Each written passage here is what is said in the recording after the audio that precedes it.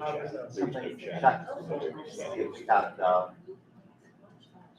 me know when you're all ready.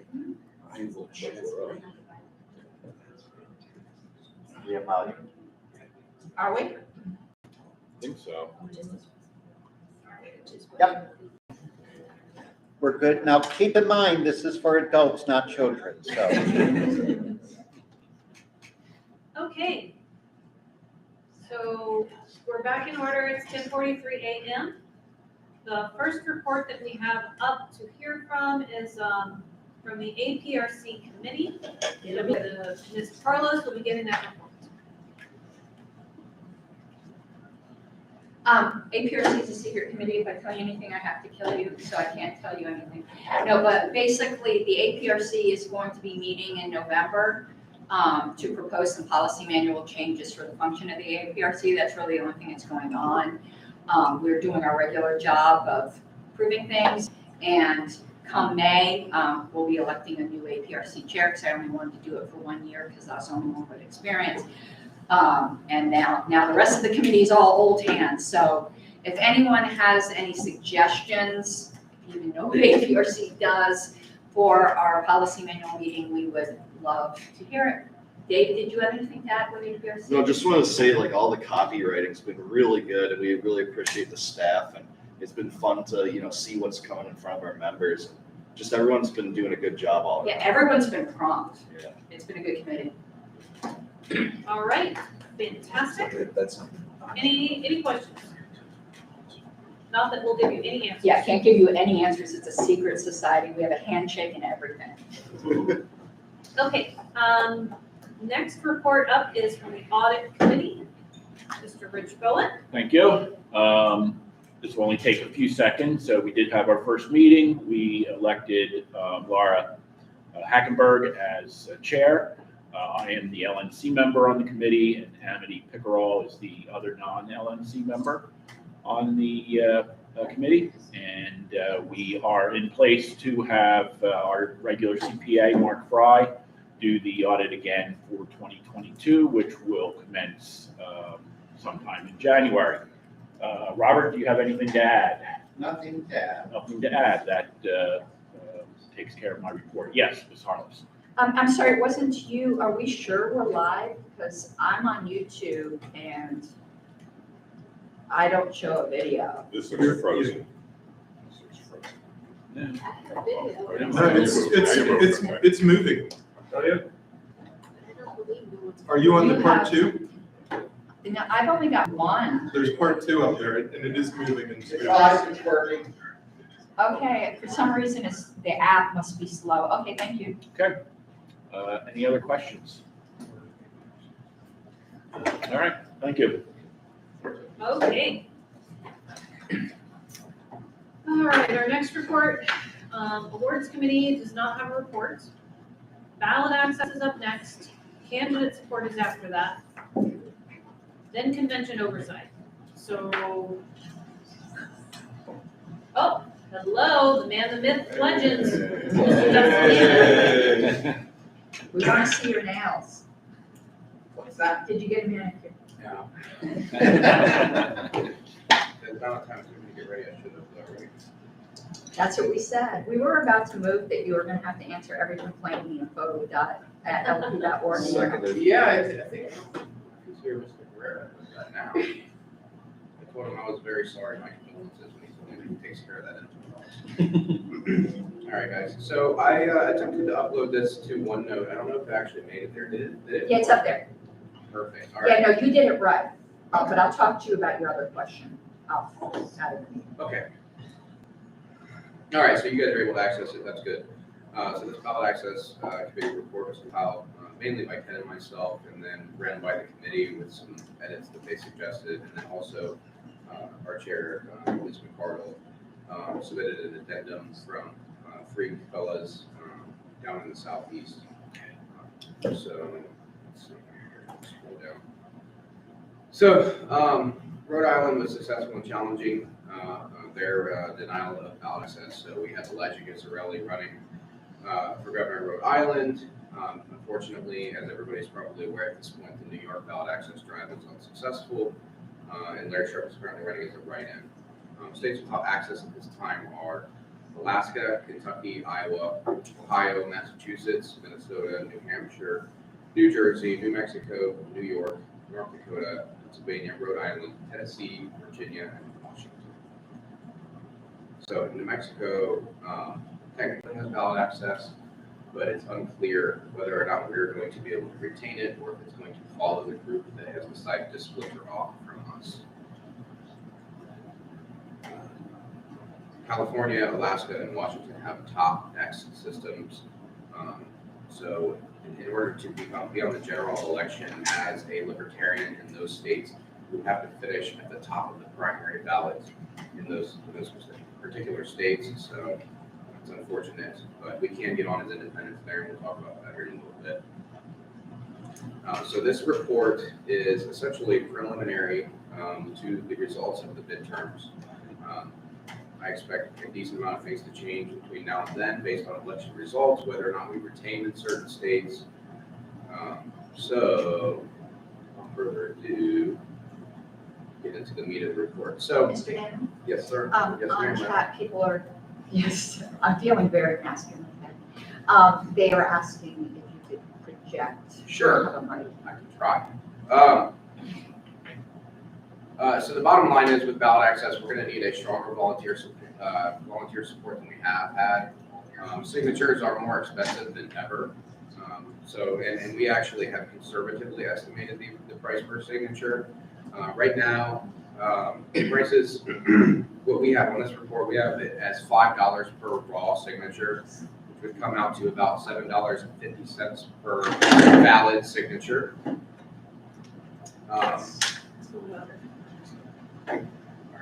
Starting in 2023, where possible, the best solution is prices as we enter a presidential year. It'd be wise to plan on about $8 per ballot signature, which is what is in this report. All right, so do you guys want me to go through each individual state one by one, or do you just want to ask questions? Can we get cliff notes of one by one? Sure, that's kind of what's on here. So Alaska, $28,800. We need 1% of votes cast for president at the previous election, which currently is 3,596, and we need 3% to retain, or we can do it with 3% of registered voters, which would give us permanent access. Iowa is $12,000, 3,500 signatures with 100 from each of 19 counties, and 2% to retain. We think that the distribution requirement there may be unconstitutional, and I think that's a good place to challenge. Kentucky, $40,000, 5,000 signatures. Earliest start would be November 2023, and it would be 2% to retain. Massachusetts, $80,000. It requires 50 people to sign a form after December 1st in the year preceding, and 10,000 signatures to get on it as an independent for presidential. 3% to retain, or 1% of registered voters registered as libertarians. Minnesota, $208,000. Of all votes cast, 1% gives us minor party access, or 5% for major party access. So it's in Minnesota, they do it a little differently. It's not by race, it's an aggregate total. So we have to get 1% of all total voters. So it's even higher than any specific race. It's the total people that have voted in the election. Based on our calculations, that should be about 26,000, and then retention would be 1% again in the actual, as I mentioned, in the actual election. New Hampshire would be $24,000. It's $1,500 per congressional district, $3,000 total. To retain, it's 4% for governor or senator, or petition of 3% of all votes cast. New Jersey would be $6,400, 800 signatures. We retain with legislative races totaling 10% of votes cast in all legislative races. So we've never had ballot access here because it's so onerous. We would have to run somebody in every single district and do well in all of them. New Mexico. So this one's kind of an interesting situation, as we all know. It's actually not super hard to get on the ballot there. It's about $28,000 based on these figures, and in order to retain, it's 0.5% of the gubernatorial votes cast, which is likely to be around 3,500, and then 0.5% to retain. So, the question that needs to be had now though is, and actually we might want to go to executive session for this one, For the question, to talk about New Mexico and ballot access. well, let's see here. Do we want to talk about New Mexico and ballot access at this point? Or do we want to? We Madam have, Chair, could we finish the rest of Sure. this report Let's- and good then idea. do that at the end? Yeah, absolutely, that makes more sense. So, New York, this is by far the most expensive state, and this is a conservative estimate, it may cost more than this, but we have it as $360,000, which is 45,000 signatures with 500 for each of half of the congressional districts. 130,000 votes or 2% statewide, whichever is higher would be retention. So that one is going to be exceptionally difficult and exceptionally expensive, and signatures there might actually be higher than the average we've calculated because it's New York. North Dakota, $56,000. Theirs is 4,000 signatures for an independent, or we could do 7,000 and have the libertarian label. Either way, it's 5% to retain. Ohio would be $40,000, 5,000 signatures as an independent, or for party access, we have to do a ballot drive, which would be much, much more expensive, and it's 1% of all votes cast for either the gubernatorial or presidential election, whichever was most recent. Currently, that's 59,223 signatures, and then we need 3% to retain in one of the next two of those elections mentioned.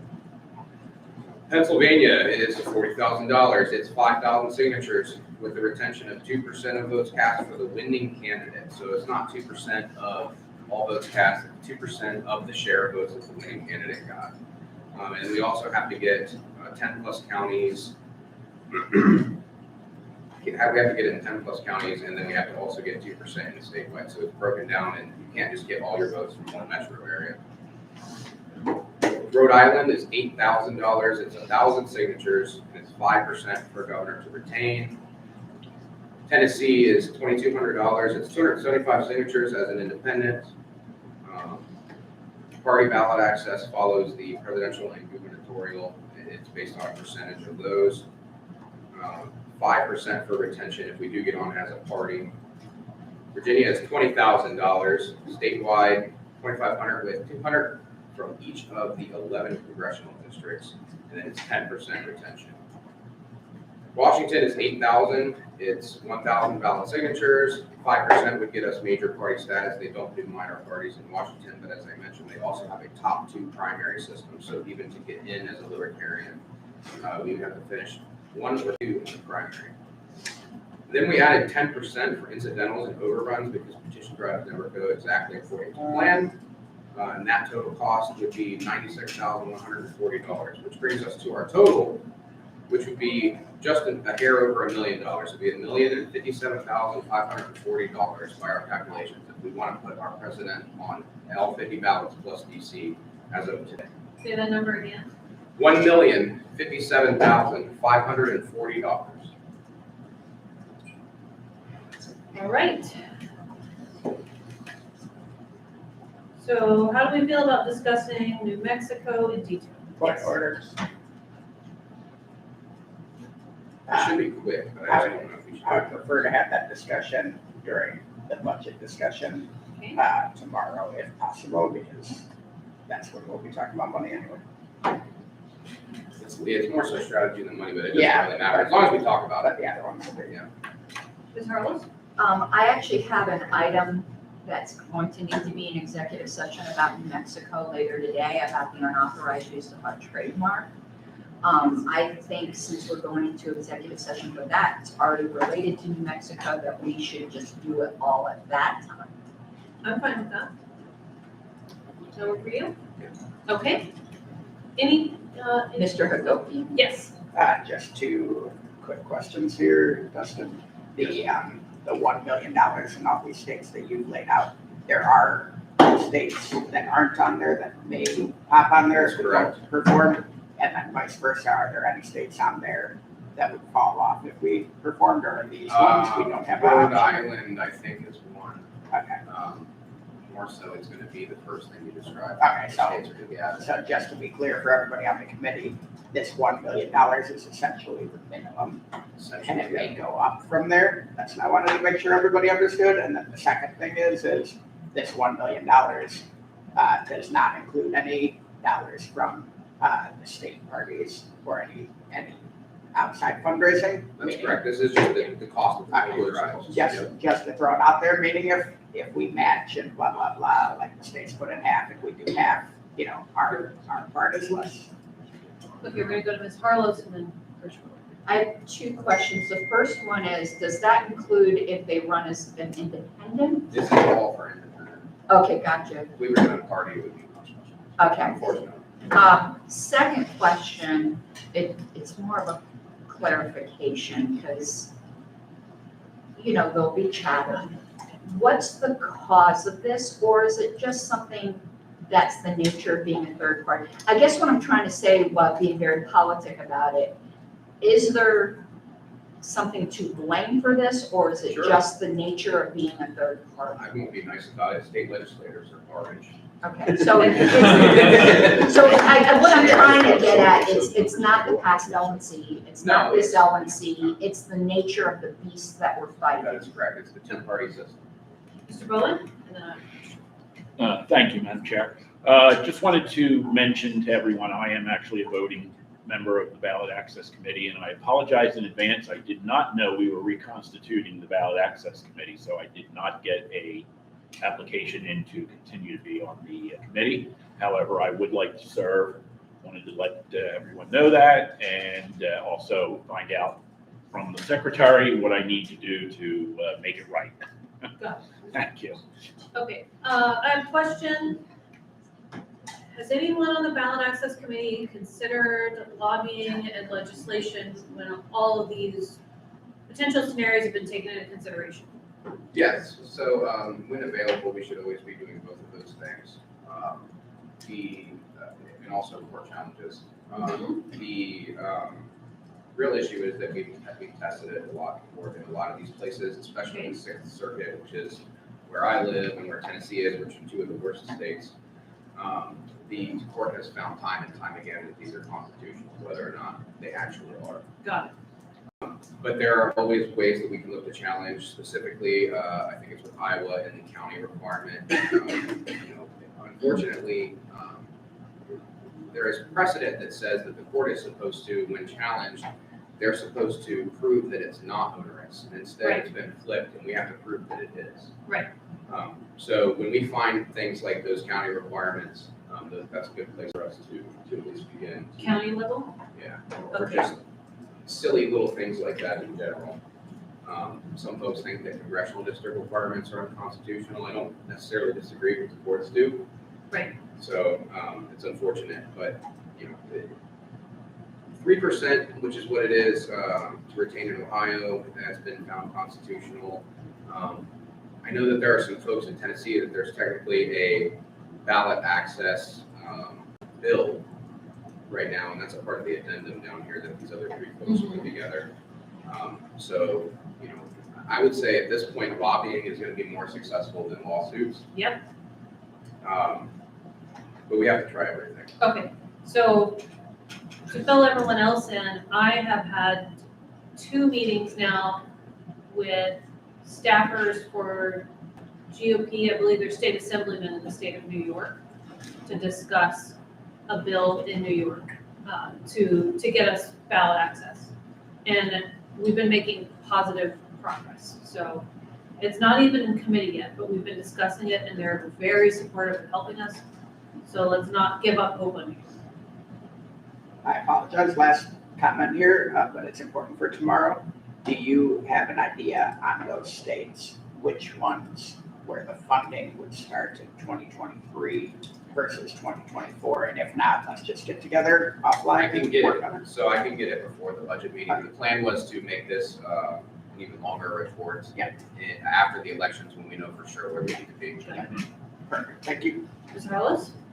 I never promise it's my last question. Unlike Mr. Hagopian. Did you see value in maybe coming, this might not even be the ballot access committee's job, but in general, it seems to me that we could really play on the public sentiment that there is funny business going on with elections and say, well, the real funny business is the ballot censorship. Like if we do a lot of PR on that, because it seems like voter suppression is a hot issue. This is voter suppression. Absolutely. Yeah, we have to be careful about how we message it. We certainly don't want to be seen as election deniers. That's also a hot button thing right now. But I mean, yeah, I mean, if you don't, what ends up happening is most people just don't vote because there's nobody for them to vote for. They get completely checked out of the system. And, you know, I think there is an argument to be made that if there were more choices, more people would be invested and more people would be casting votes and we would probably be doing better. But whether or not that's ballot access committee's job, I'm not sure. But, you know. So I'm gonna make a comment, I'm gonna refer to our executive director, and then we're gonna go to Mr. Ford. So I've already got op-eds in the works, with quotes from New York State representatives on this exact topic, and we're threading the needle very carefully, which is to talk about voter discontent at people being basically denied a candidate that they would like to vote for. It's not gonna sound like election denying, and it's not gonna sound like whiny loser energy. It's just referencing, like, this is what happened, and the reality of the situation is X, Y, Z, and the numbers of polls, and so on and so forth.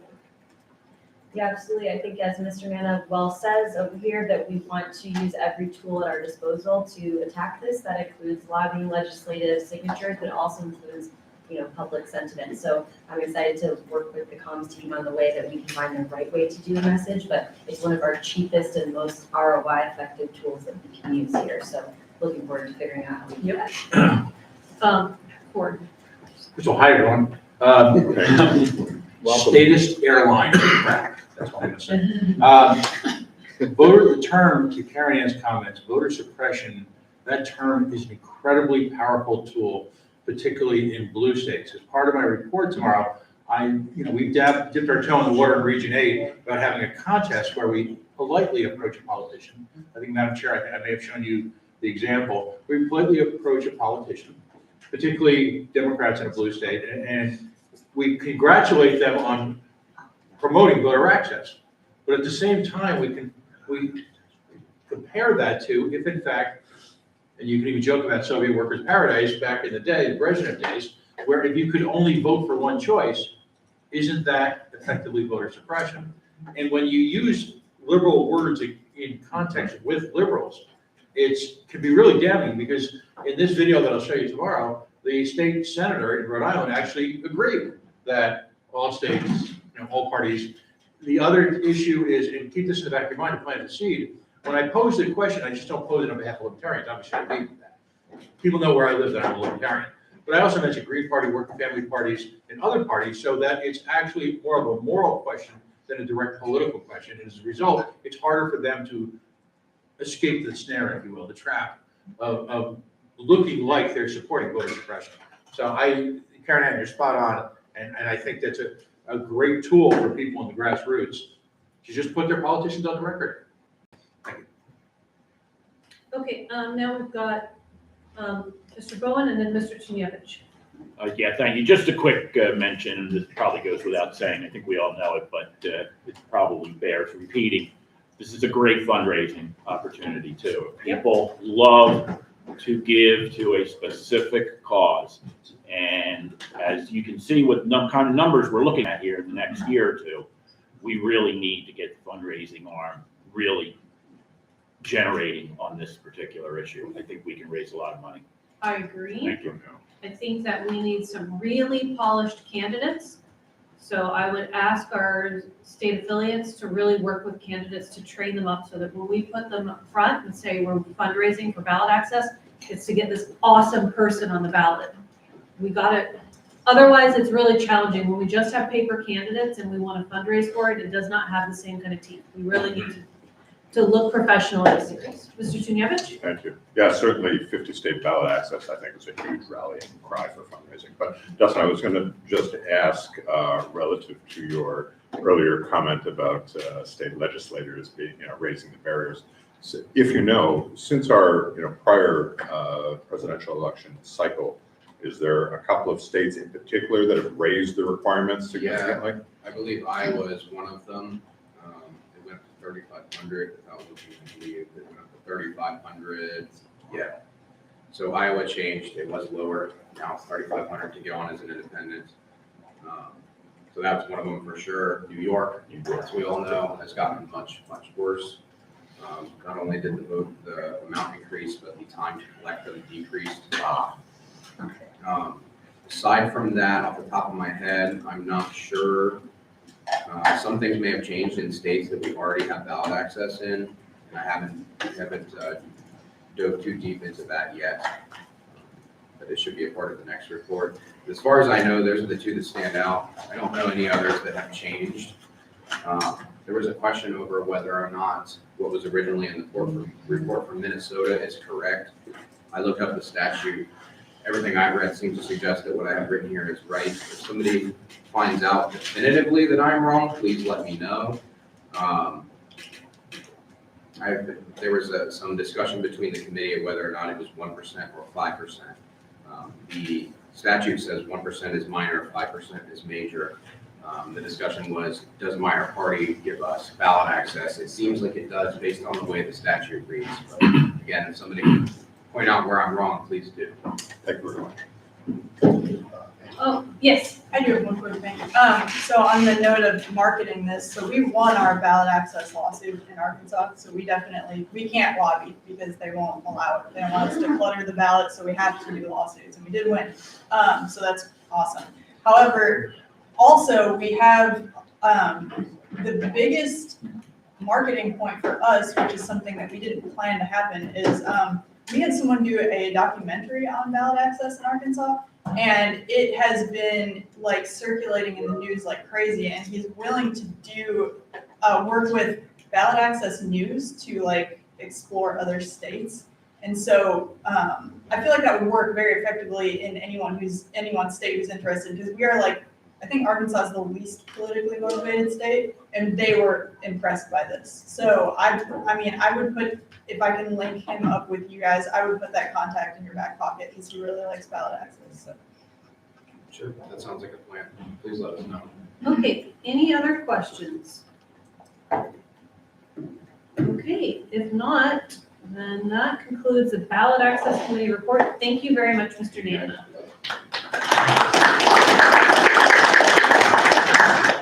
Okay, our next report is supposed to be candidate support, and I have not heard back.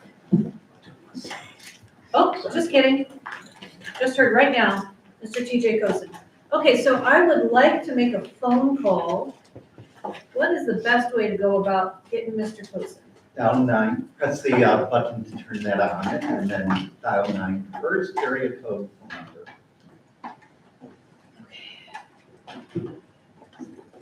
It's that one. Okay, dial 9. 267 980 8693.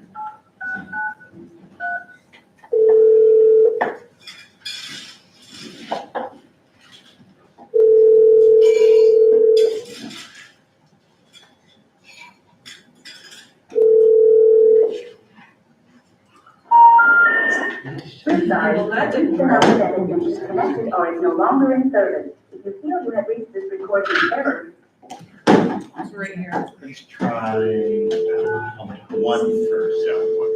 Okay. 1. 260. Just kidding. 267. I messed up. 980. 267. 980. 8693.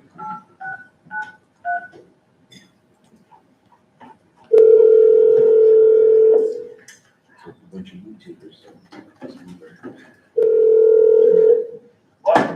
Hi, TJ. It's Angela McArdle.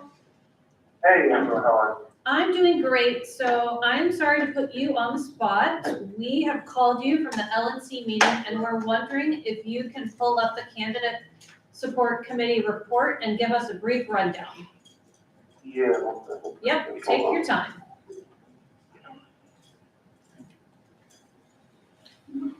I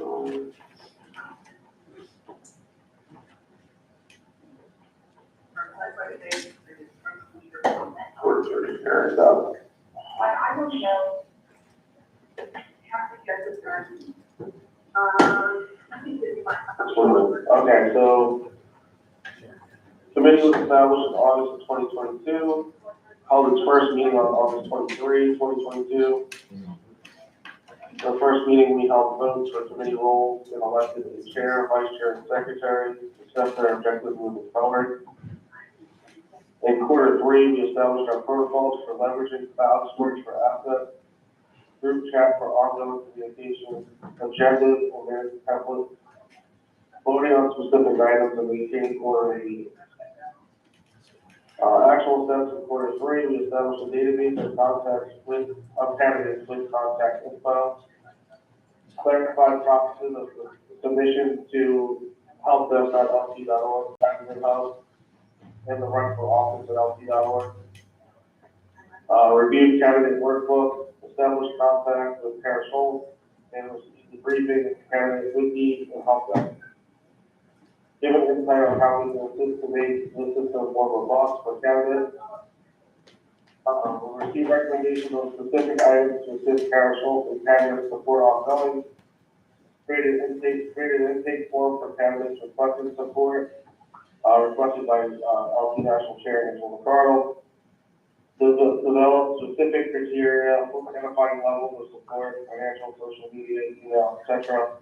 And we reviewed candidates requesting support recommendations to LNC. Natalie Bruno recommended for non-financial support. Austin Lynch recommended for financial support up to $2,800. Darby Burns recommended for financial support of $3,000. Rick Stewart not recommended for financial support. Peter Sully recommended for financial support up to $2,500. All meetings have agendas, minutes, and are provided for review from the LNC at any time. That's all the report. Awesome, thank you very much. Does anyone have any questions for Mr. Cozen? Well, good. All right, great. That's all we needed from you today. Thank you so much for being available. I will be in touch. All right, thanks, no problem. Thanks. Okay, that's candidate support. Up next, we have Convention Oversight Committee.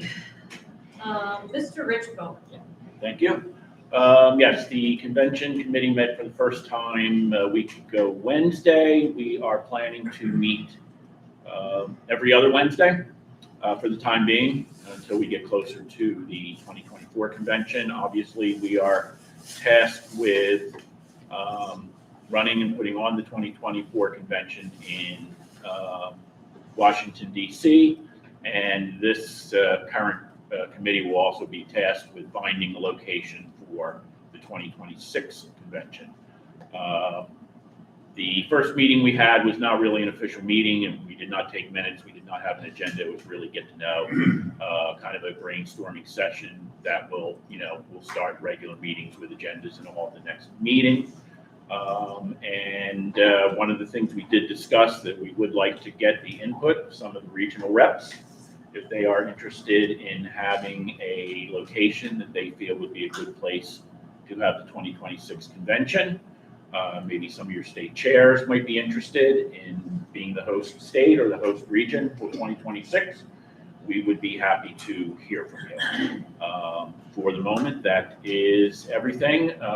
The Convention Oversight Committee is always an open meeting. Members are more than happy to have you attend. I like to say with the putting on a convention is like raking leaves or shoveling snow. You can never have enough people to help out. So we could use all the help we could get. Of course, will be more to report in the future. Okay. Any questions? Okay. Thank you, Mr. Bowen, for chairing our COC. And I also wanted to add with the encouragement to our region reps to do the research and maybe make a pitch for potential locations in your region. Along with that, I wanted to just add that there was a comment on the meeting about prioritizing essentially like airport hubs so that there would be more affordable travel, more convenient options available for people to fly in. So that would be definitely, heavily, I think, considered for. Yeah, it was discussed at the meeting that one of the heavy considerations in 2026 will be that we're in a place that is a hub for a particular city as opposed to a connection. I know a number of people, although I feel very good about what happened at the Reno convention in terms of the money we made, in terms of everything that went on. I thought it was the most successful, one of the, if not the most successful convention we had. There were a couple of issues with logistics. But I think one of the things that everyone realized was the one problem that seemed to be ongoing was the difficulty in actually getting to Reno. Part of that was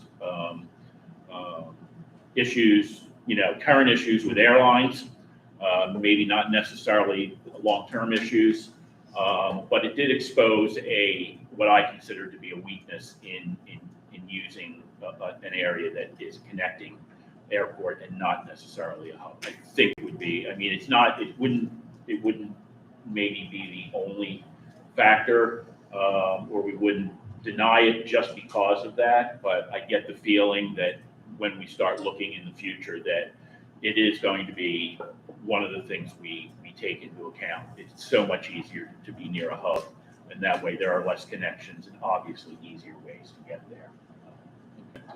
Ms. Harless. Would you like me to post on the LNC list the static link for our meetings so that people can attend? Yeah, I think that would be a good idea. There are some times, though, we would have to go into executive session. Exactly, and yeah, talk about contracts, but most of the time. Yeah, most of the time we would not, and I think what we've done in the past, what I would like to do, if we do have to go into executive session, unless we have to make a decision at that time, I usually do that at the end of the meeting. So those people that are not voting committee members then can sign off and not have to worry about coming back on or waiting for us to come back on and worry about missing anything. But yes, I think that's a great idea. Anyone else? Mr. Pankey. I would be remiss from Texas to mention that 2020 was the Texas convention that could not be, and that we seriously consider, coming back here, if for no other reason than, other than Texas is the best. If for no other reason than, we should go back with everything being locked down with COVID and go back and have the convention we were supposed to have. So, thank you very much. I will tell you that I personally, and this was during the last term, not this term, but I did personally reach out to the JW Marriott to see if they were interested in having us again. Unfortunately, Memorial Day of 2026 was not available. They did come back and say 4th of July was possibly available, but I will tell you that I thought the prices were a little high. But I still personally, and I'm only one member of the committee, but I would not be, I would like the idea of coming back to Austin. I really would. It's something, it's one of the areas, I'm not saying it's the only one, obviously, but I think it's one of the areas we should consider because we were going to be here in 2020. Yeah. So, okay. I appreciate that. I would say that Texas is second best since Florida did host us. Yeah. Let's just be real. Ms. Carlos? I just remind everyone, it's the LNC that eventually votes on the location. The Convention Oversight Committee makes recommendations, but it's the LNC who decides. Right. Okay, Mr. Ford. One final note, a little used in the libertarian world, they've never been actually used, but used often in the Democratic Republican status world, is the creation of something that's called a Convention Committee and Host Committee, which is an autonomous body, my understanding, under the EPCC, which allows you, the local host committee, to raise money independently to support the convention in their city. And I would argue that any, besides the obvious connection between the birth of the American Revolution in Rhode Island and the birth of liberty, that organizations willing to raise money independently under this vehicle could, in fact, I would imagine, get a jump on things. Competitive advantage if there's money waiting for you. Okay, thank you. Ms. We'll Harless? take that under advisement. We used to do that, And we stopped for a reason, and I always go, when something was done and then it got stopped, let's find out why.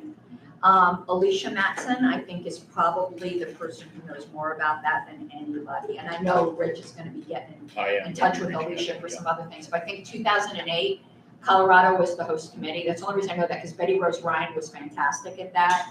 But I know there was a reason that the LNC decided it wasn't in our best interest. It had nothing to do with the capability of the host committee. I think they did a fantastic job in Denver at that time, but unless that situation has been cured, we need to know why we stopped. We'll look into it. Yeah. We'll look. Any other questions for Mr. Gold? Okay, thank you, everyone. All right, thank you. Next up is our EPCC report by Mr. Stephen DeCable. Right. So EPCC, we take the same blood oath with the APRC, so. And a secret password. Secret password. So a lot of what I'm gonna say is gonna be pretty vague, and we'll ask if anybody has any questions, but essentially what the EPCC does is we look into employment policy, compensation, things of that matter. We look into management, we look into the legal ins and outs of how we do business as far as how we work with staff, we look into contracts. We look into different policies for managing staff, managing promotions, timelines for reviews, things of that nature. And we've been very, very busy this term. We were very, very busy last term. And we continue to be, of course, very busy this term with looking at the employee manual, making sure that things make sense. I know Kathy has been doing a fantastic job working to make sure that what we have in the policy manual actually matches up with reality. And of course, work very closely with the chair, Ansel Carl, and of course, Laney, on a lot of things in the committee. And our meetings go on for hours sometimes. There's actually a lot to cover in this committee, so it's very in-depth. And of course, our number one goal is to make sure that staff's happy and that we're doing the best we can as employers to be the best we can be when it comes to fostering a positive work environment and things of that nature. So that's about all I can say, but I don't know if there's any specific questions I can try to answer them. All right, well, if not, that's the EPCC report, and we meet every Thursday once a week, and look forward to our goals for the rest of the week. Kathy, Dustin, am I missing anything? No? Cool, thanks, guys. All right, thank you, Mr. Michaela. Up next, we have historical preservation. And if I could do that from here, because it's my computer and whatever, and I've got my report here. We finally fully populated the committee. We were being very fussy.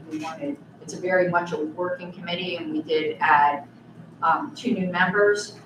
We have now, since 2016, met twice a week. It's a very hardworking committee.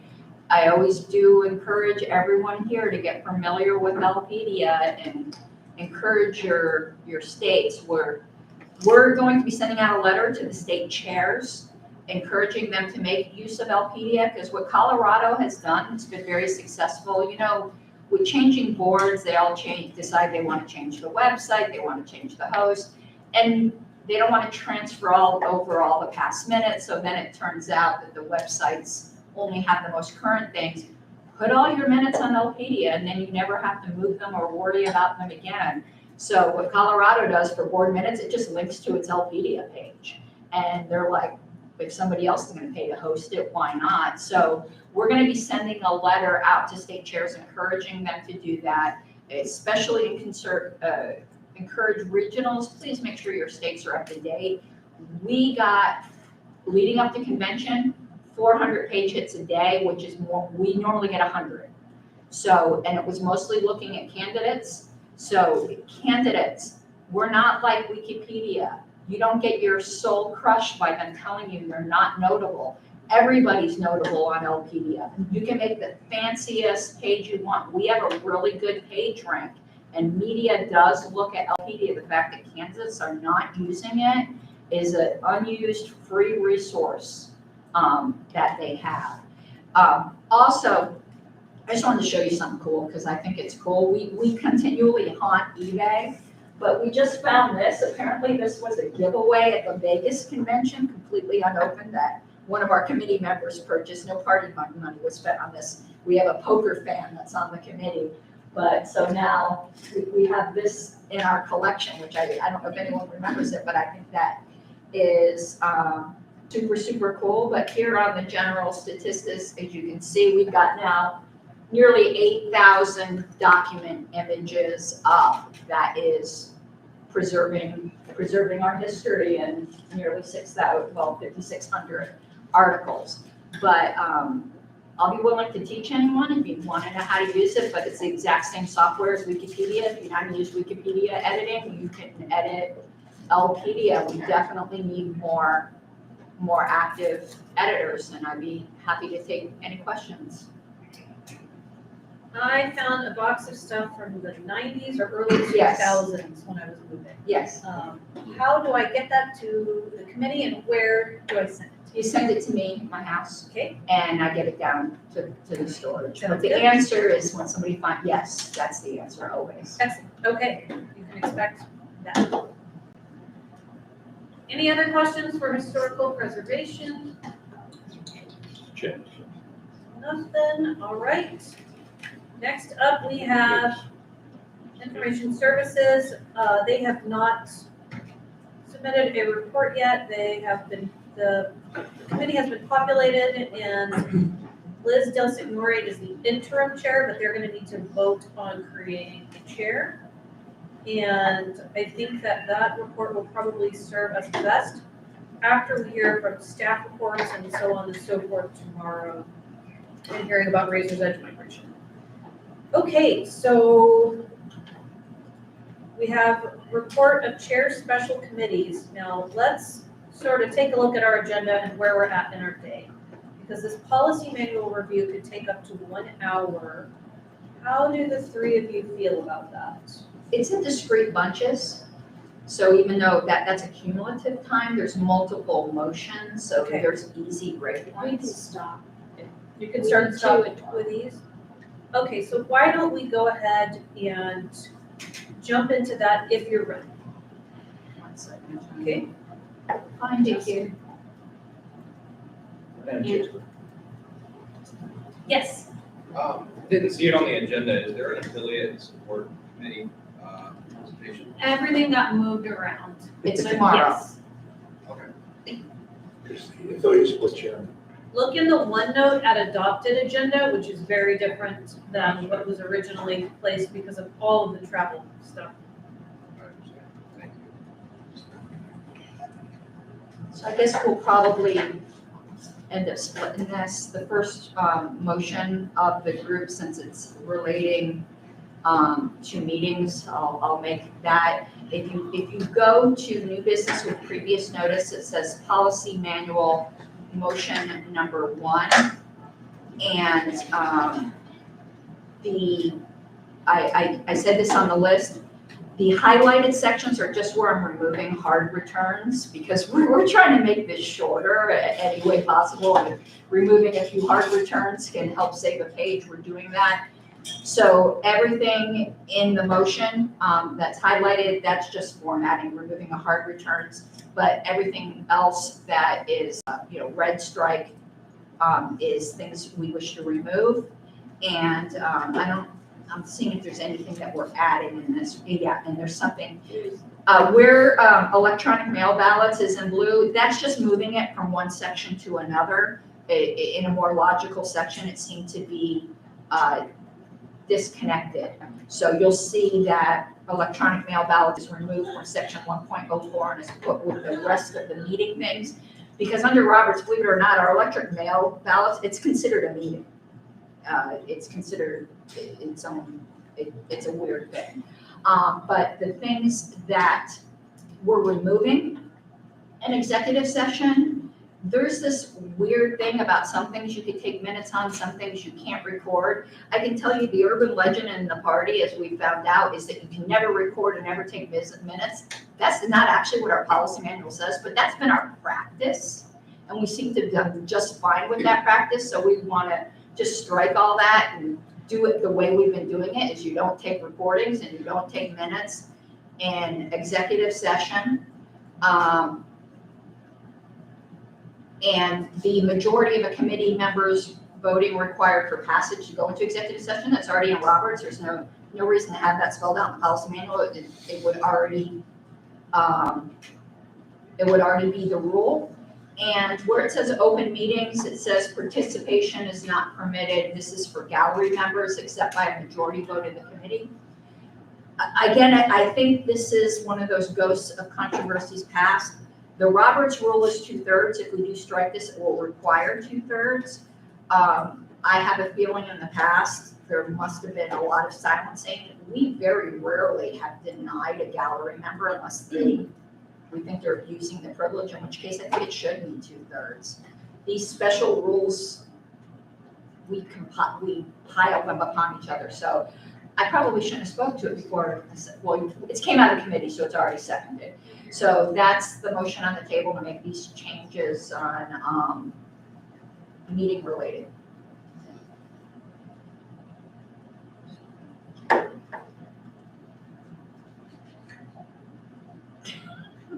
Hello. Are you sure? Yes. We're commiserating. Yeah. My unborn child is kicking the crap out of me right now. Super exciting. Okay, we have a motion. And it comes out of committee, so it doesn't need. I know, so I'm like, are you sure you need me? Well, to ask if there's a debate. Is there a debate or objection? Everyone's so incredibly amicable. I like less words.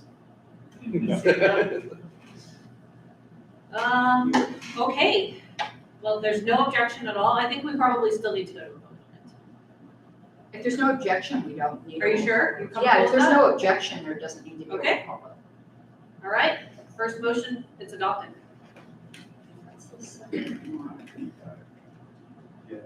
That was too painless. I resent you. The next one is membership policies, and if the committee doesn't object, is Mr. Molman in the room? By the way, do you want to reorganize it? I can. It's not as like, sweated, I don't think I remember that well. You weren't at the meeting that we made Yes. a lot more changes than he wanted. Oh, We actually gave more than he asked for. I think you'll be happy with my comments. Let me put it this way. I would just like to say that your staff works very hard to try to maximize the growth and profit that this organization can have. And the changes that this committee is suggesting to streamline the policy manual will really allow us to be nimble and to do what's going to be best for the members and best for the growth of the organization. So very much thank you for doing this. Additionally, this will help us run all of our systems much more simply in the way that we're better defining what a member is on the back end in our computer system. So thank you to the committee for that. I know Ken Molman spoke at length with recommendations there. If there's anything anyone else would like to add, by all means, but thank you for those two benefits.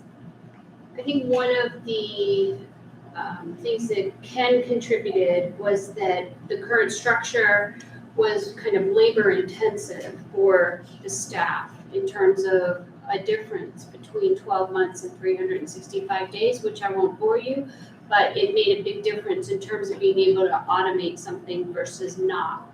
So I think this is going to really help that as well.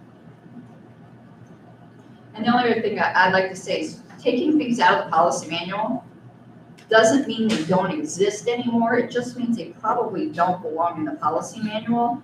That staff needs the freedom to be able to create fundraising programs and things that are working for the time that we're in rather than ossifying it into the policy manual.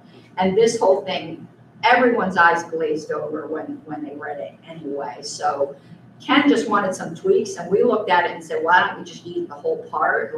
And he was like, great. So this is a deletion of a lot of stuff, but it's not eliminating these programs. It's just putting it into the hands of staff to do what they think is best for fundraising.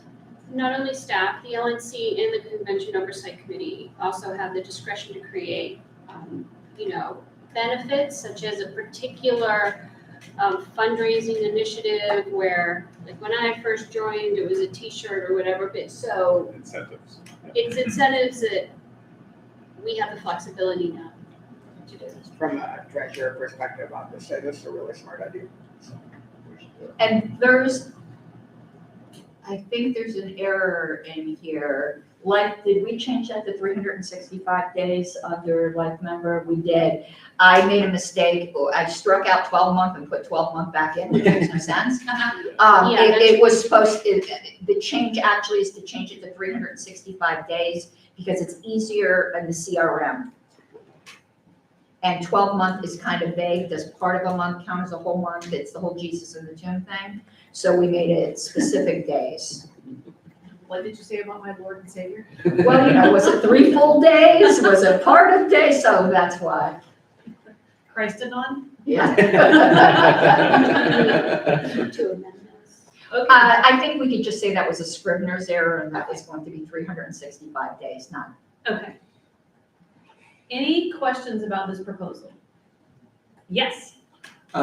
No, just Madam Secretary, just for clarification, especially for membership on the call, this doesn't change anything about delegate allocations, about how membership does. That's all listed in the bylaws, and this is only about particular mechanics of donorship levels. It won't Yes. impact anything on that front.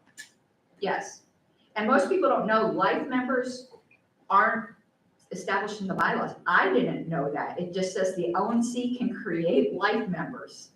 So nothing changed except for instead of making the donation within 12 months, but put it within 365 days so it can be automated in the CRM.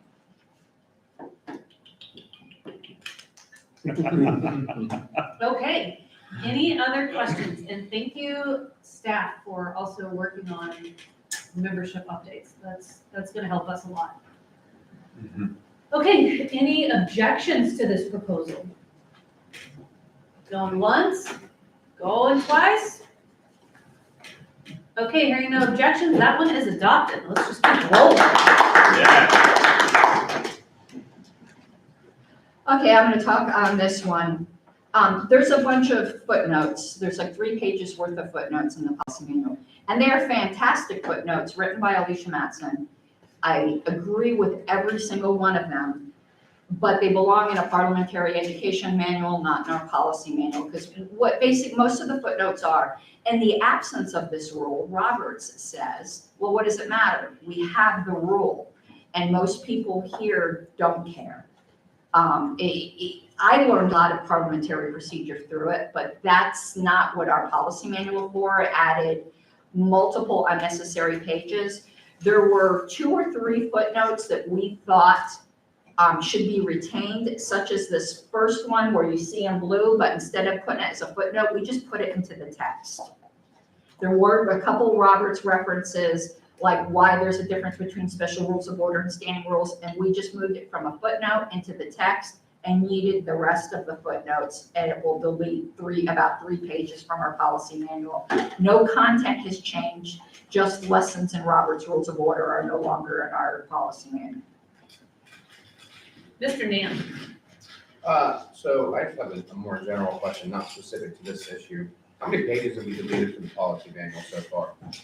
Well, if we pass everything today, it'll be 50 or under. It was 80 something. I believe it was a 9 handle. Yeah. You were helping me fulfill my campaign promise to cut this thing to crap. Happy to help. All right, any other questions? Any other comments? Anything that's unclear? We're not gonna put in the policy manual that you all have to get Ronar certified. I have to hand it. Yes. For these endnotes, you were gonna make a separate document, that sort of, it sounded like you were gonna move this to a different document. No, I'm deleting it. On LPedia, the old policy manual will still be there if anyone's really curious as to this Roberts research. And again, it's excellent. Like, there's no shade at all on Ms. Matson here. She was fantastic and it was the right intention. It's just, most people honestly don't care. Only fellow parliamentarians really do. And we have those. Okay. Good. Any objections?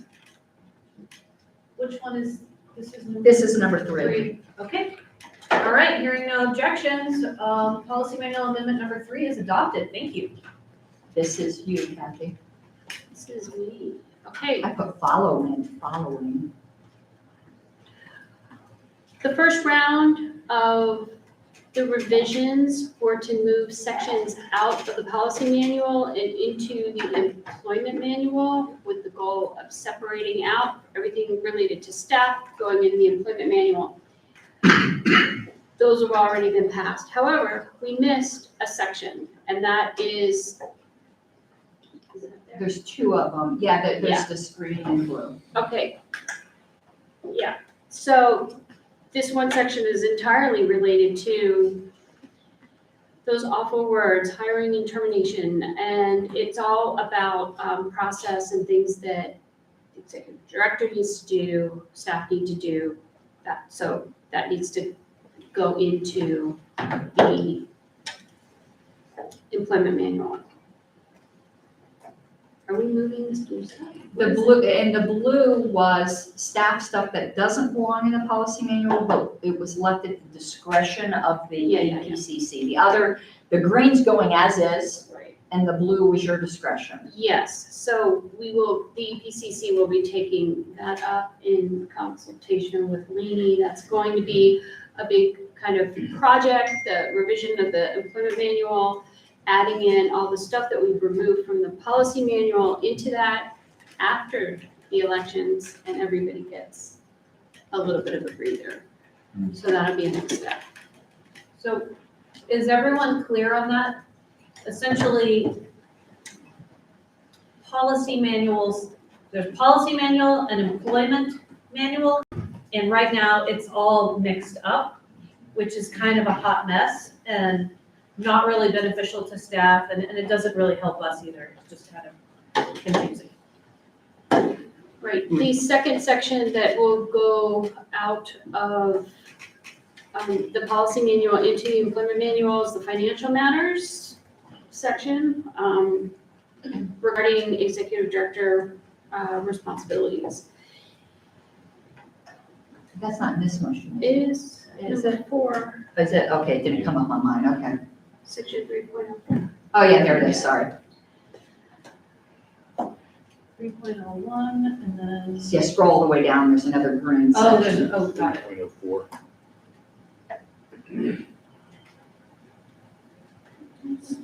So the intent is to have section 3.04 also be in an employment. Yes. Correct. There we go. And can I ask, this is probably a question for EPCC and for the executive director. How do these policies currently serve you? Do they? Do you pay any, no shade thrown at anyone. Are these things that you like actually look at and you're going over on a regular basis? Is it helpful? Well, I guess what I would say is this is just the first step, just to get it out. And then we will be going through kind of in the next process of asking Todd to review the sections that relate to financial matters, to ask the committees, each of the committees, there's a proposal today about Information Services Committee, the description. Is this what you do? So we will be revising language and assessing whether they are useful, whether they need to be revised, whether they need to be canned, kind of in the next step. Okay. Okay, so I see Mr. Hagopian and then Mr. Pankey. I love what we're doing, taking the policy manual down. I have a fairly serious concern about doing that prior to it being recorded somewhere else. If there is anything, is there any risk to having it nowhere for a period of time? Okay. I see that as being a concern without being on that committee. I don't know if that's true. That's why I asked, is it actually helpful or is it something you even use right now? Right. Can we do this later and accomplish the same thing with less risk? If so, we should do that. I have a quick question for Kathy to confirm. So our proposal is to strike it, but our intention is that this goes into the employee manual. That's been the entire discussion of the EPCC, is we're understanding all edits have been moved, not changed in any way. Is that correct? Right, the language was a little different, I think, for the motion last time we did this. Because the motion last time was that it's not going nowhere. It's not in a black hole. It's moving into the employment manual. Is that Wholesale. actually happening? This will be in the employment manual tomorrow if we So, fix this, you know what I mean? we have to physically add it in there, but by nature of the motion, It's there. the motion says that it's there. Got it. I mean, nobody's gonna be updating it tonight. That's and they- what- Yeah, That's but, all we needed. We needed to make sure it wasn't a follow-up motion. right, because we moved some stuff last time that would have, been of concern. Absolutely. Thank you. Okay, so are we all good on that? Yeah, can I just make sure? So we're talking about the area that's marked in blue. Yes. Is No, go- no, Green. Green. Okay, Further down. there's two areas, one's in green and one's in Right, blue. so we're Two still are in on- green, one are in blue. We're still on 3.04. We're talking about the whole thing. Oh, okay, all The right. green is being moved in its entirely into the employment manual. Yep. The blue is left to the discretion of the EPCC. Right. For historical reference, that blue area was a pet project, and it's not that it is bad, I'm just giving you the history of Joe Bishop Henchman. It's never been used for anything. This was his vision for staff. It might not be the current chair's vision for Right. staff.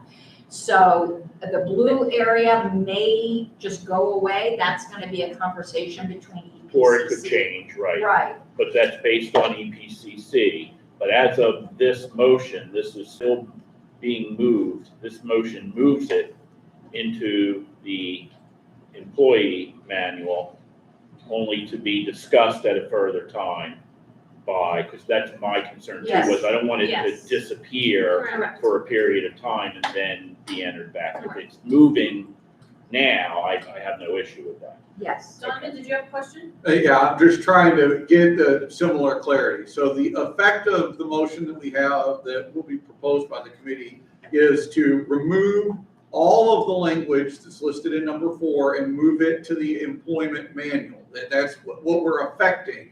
And then we're also giving a grant of authority to the EPCC to edit or modify the sections in blue at their discretion. Is that the understanding? Right. Thank you. Thank you. And, Very well said. let me also say that I've been, I think, on every single EPCC meeting so far, and worked with staff as much as possible to the extent that I'm not micromanaging them. A lot of this stuff, the way that this is written, the blue part specifically, is not actually it doesn't really reflect reality and the best processes. And so staff often they're working in a way that works best for them and serves them, and that ultimately is what serves us.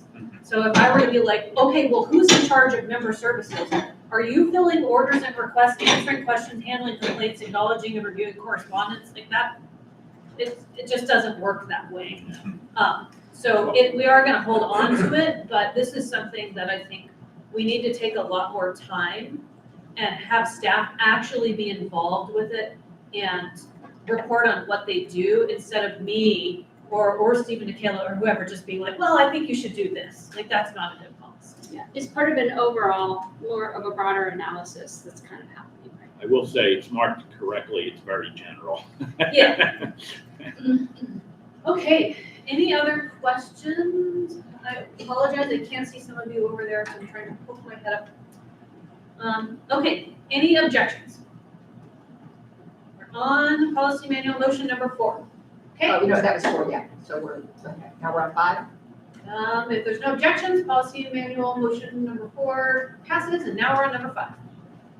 Okay, we're trying to eliminate section 3 entirely, which is, the policy manual should just be special rules of order and standing rules. It had these special sections like enduring executive orders, and we already deleted one of those, so we're now want to delete the rest of section 3, but there is something in section 3 that needs to be kept. So this is to, everything in blue here where it says affiliate relations, this was in section 3. We're moving it instead to section 1, which is where it belongs, so that section 3, because this is the only thing now remaining after all the motions we've passed in section 3. And nothing's getting deleted, it's just being moved from section 3 so that section 3 goes bye-bye and moving it up to section 1.05. This has to do with the CRM and data sharing. I do think this section does need to be amended in some way, but we're not doing that today. We're moving it, that's all we're doing. And deleting it from 3, right. the rest of the enduring staff orders. Well, the description of what enduring staff orders are is no longer relevant because there's nothing in that section. And enduring staff orders relate to management, executive director staff orders, so it wouldn't belong in the policy manual anyway. Okay. Any questions? Number 5. Any objections? Going once, going twice. Okay, this motion passes. So let's, we've got about 5 minutes left. Do we want to do number 6? Let's see what it is. This should be easy. Oh, 6 should be, do you want to talk to it? Or do you want me to? Go ahead. 6, there was some cross references, so if you look up on the screen there, it said C section whatever below regarding interim chairs. Through multiple changes of the policy manual, that section number changed so that it was referring to something that had nothing to do with interim chairs. I don't think it needs to say section number, it just needs to say C below regarding interim chairs, because there it is, there's a title of a section called interim chairs. So this way we don't have to keep trying to figure out if section numbers were cross-referenced in the policy manual. It should just reference titles, because these numbers change as we add things. So we're just deleting that 1.035 and just saying refer to interim chairs, which is down there. We're also deleting the thing that says honorary life memberships. Under Roberts, the LNC already has this authority. It doesn't need to be in the policy manual. Plus, at least in my time, I know in the past it's probably happened, in my time, the LNC has never granted an honorary life membership. Conventions have done that. I actually think that's where it belongs, is in a voted convention. Like D. Frank Robinson was awarded an honorary life membership at convention. But we already have this power. It's not something we've been regularly doing, so we wanted to remove that. And, oh no, this one, yeah, do you want? This one might be a little bit more controversial. Oh, Yeah, okay, you go. I'll do it. So, is it on the screen? Yep. Okay. So this has to do with the end of the term of the Ballot Access Committee. So as we know, we have applications for the new Ballot Access Committee for the new term, and it's kind of important to get that Ballot Access Committee started January 1st.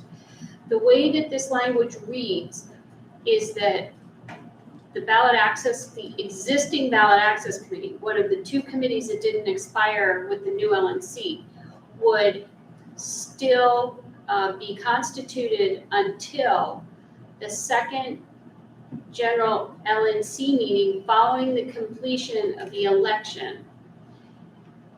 So the Ballot Access Committee would be finished when they submit their report. We don't want that to go to June, right? Because we want a new Ballot Access Committee. So we are suggesting that we get that report in, if at all possible. We're gonna hear from Dustin, and then start the new Ballot Access Committee January 1st. I don't think it's enough time. So election results aren't even certified until 30 days after the election in some cases, which is like into December already. And this is gonna be the biggest report we build the whole term, other than the presidential year. Can we have? I'm okay with not going till June. I think that that's probably too long, but I think December 31st is not long enough. I think we should be here till the first meeting of the next year. That way we can, I mean, there's gonna be a post-election report, probably gonna have to be rushed because we're doing our budget meeting and we need to have budget requests. But there's probably gonna be loose ends to tie up as well after that. Is it possible to have kind of an overlapping new committee that doesn't have purview over that, but has purview starting January 1st. Okay, That's a roadmap question.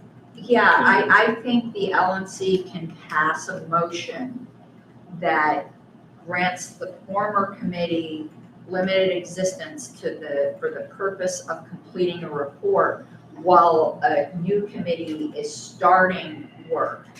But the fact that we had a very early budget meeting revealed a flaw here, because normally when this was passed, the second meeting after the election would be our first quarter meeting.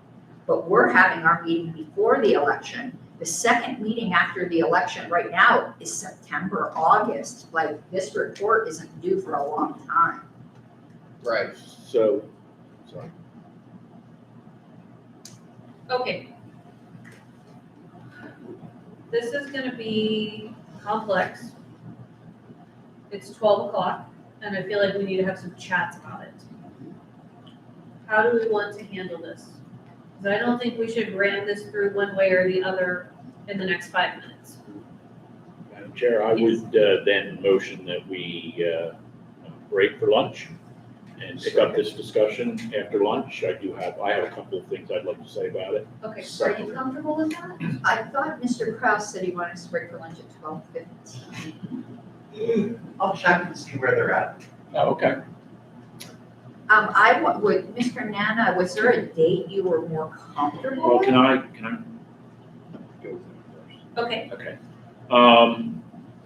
My personal opinion is that I think it might be easiest to use the first quarter meeting to make the report for the prior year. That's enough time. Should be enough time for us to make that report for the prior year. And at that meeting, disband that committee and reconstitute the new committee at that meeting. That's usually, I mean, that's kind of how it usually is, but as she said, because of this budget meeting is so early, it's not happening like that. Right. Justin, you gotta speak up. You're so soft-spoken. That's usually how it is, but it's just the way the meeting's done this time. Right. But So if we what- codify it to say first quarterly meeting following the midterms or presidential, I think that's better. Than saying December 31st. It would just be the first quarterly meeting that we have every year. Thoughts? Committee? Committee versus committee. Do we wanna think I about mean, it? and she's take on it up? both. Do we wanna think about it and take it up after lunch? Well, I'm thinking maybe I could work with Dustin for some better language. I think there's a benefit to having an overlap between the two committees. Here's my pushback against overlap is that there's usually always overlap with the people that are serving. So now you've doubled their work and you said, okay, well, now you've got to work with this new committee and help build the report. Okay. Does anyone have an objection to hearing from Mr. Molden? Okay, Hi, I've served on, I think, every ballot access committee since 2016 and a handful of different things. But number one, I would not set it to a particular meeting. We've just learned the flaw of that issue of setting it to a particular meeting. Set it X number of days past the last election. That's always fixed. That gives you a timeline. That way, it's just a thing. I think that's the primary thing. I actually love the idea of the overlapping committee. I think that would work out well, that if you elect people here today, that they start joining the ballot access committee, they start seeing what's going on, they get spun up, so their spin up time is shorter. As the old committee finishes their work, the new committee begins theirs, and we have a transition. That's actually an interesting thought that makes me think about what other committees work well that way. So that's just kind of my thoughts on it. Set it to a certain number of days past the election. Don't set it to X number of meetings, because somebody could have a meeting January 4th, right? And then, oh, look, we're back to the same problem, it's too short. And I definitely agree. When I agreed to join the committee this time, I said I wanted to be done in January, so I'd like to be done in January. I'm fine with shortening the timeline a bit. Okay, so I feel, yes, Mr. Then Booker. I would ask Mr. Nana if he has, I like that idea, Ken. If you have an idea, if we do the number of days, which I do understand, so it's a good idea. How many days after the election do we think we would need to create that final report? I would say either 60 or 90. Yeah, I was thinking 60. 60, we'd probably do it, because like I said, sometimes it takes up to 30 days for them to certify. That gives us another month to build the report. What about January 31st? Setting a hard day instead of days after the election works too. I think January 31st would be acceptable to me personally. It's even more.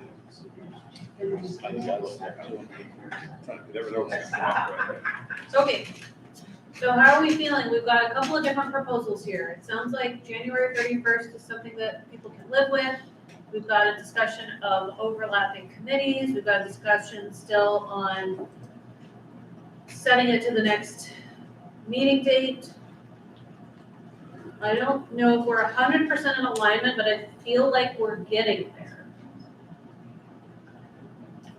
Madam Chair. Yes. We can always consider a further policy manual amendment at a future time. So if we are an understanding as a board that that January 31st is the appropriate day to terminate this ballot access committee, we could move that at this time and then consider in one of our monthlies prior to convening, being able to further alter the language. I would move to amend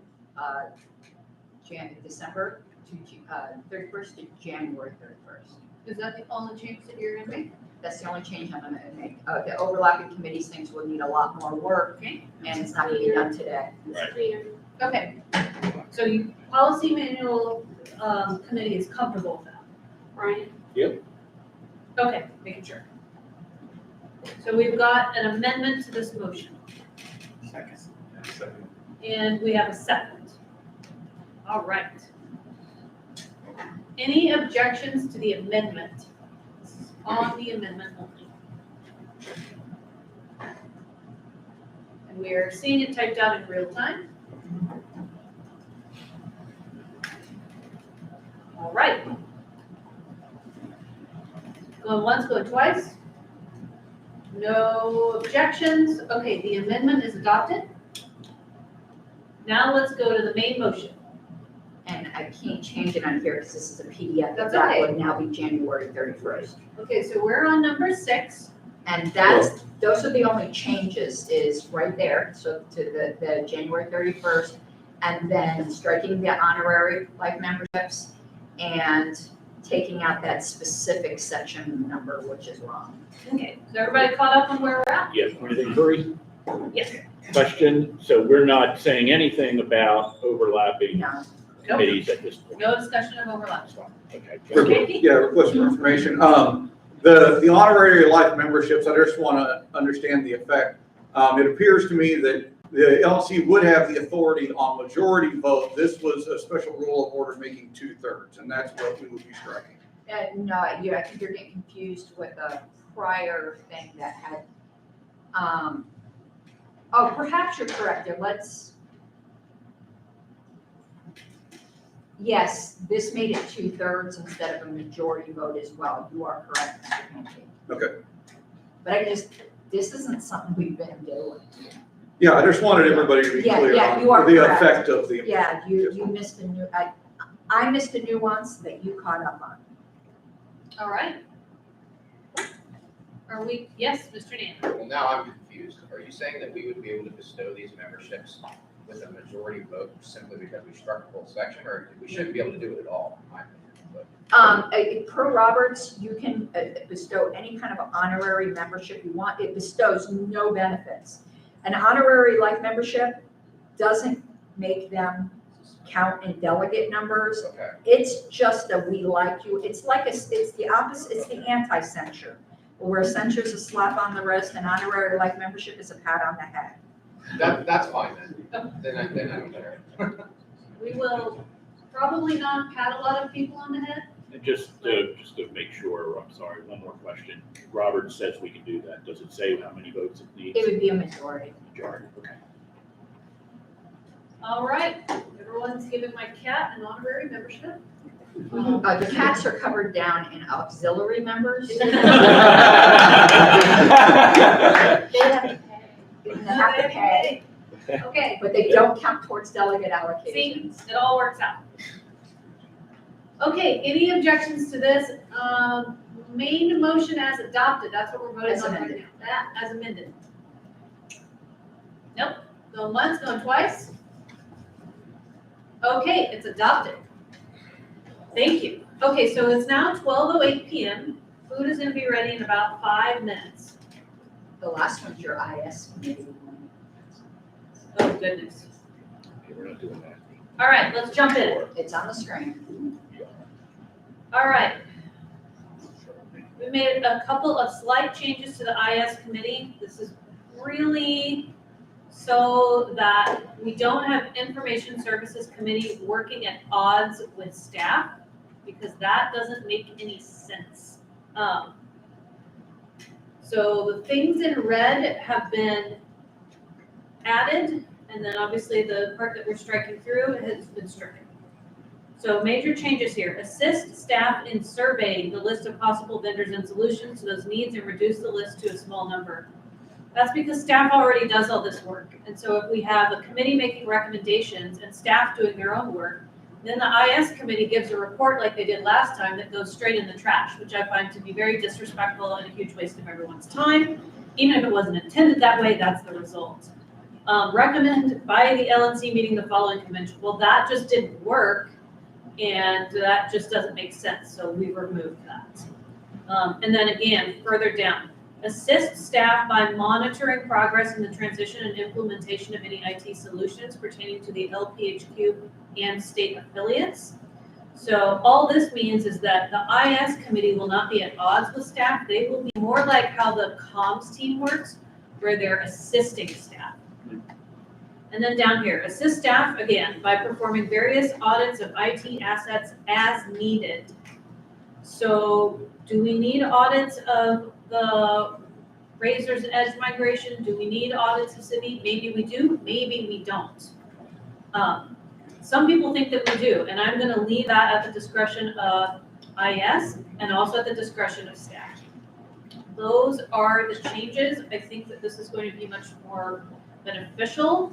I ran this by, obviously, our policy committee crew, by our executive director, and by Liz Del Signore, who was on the last IS committee and is on the current one.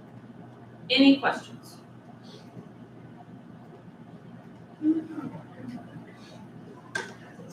All good? Okay.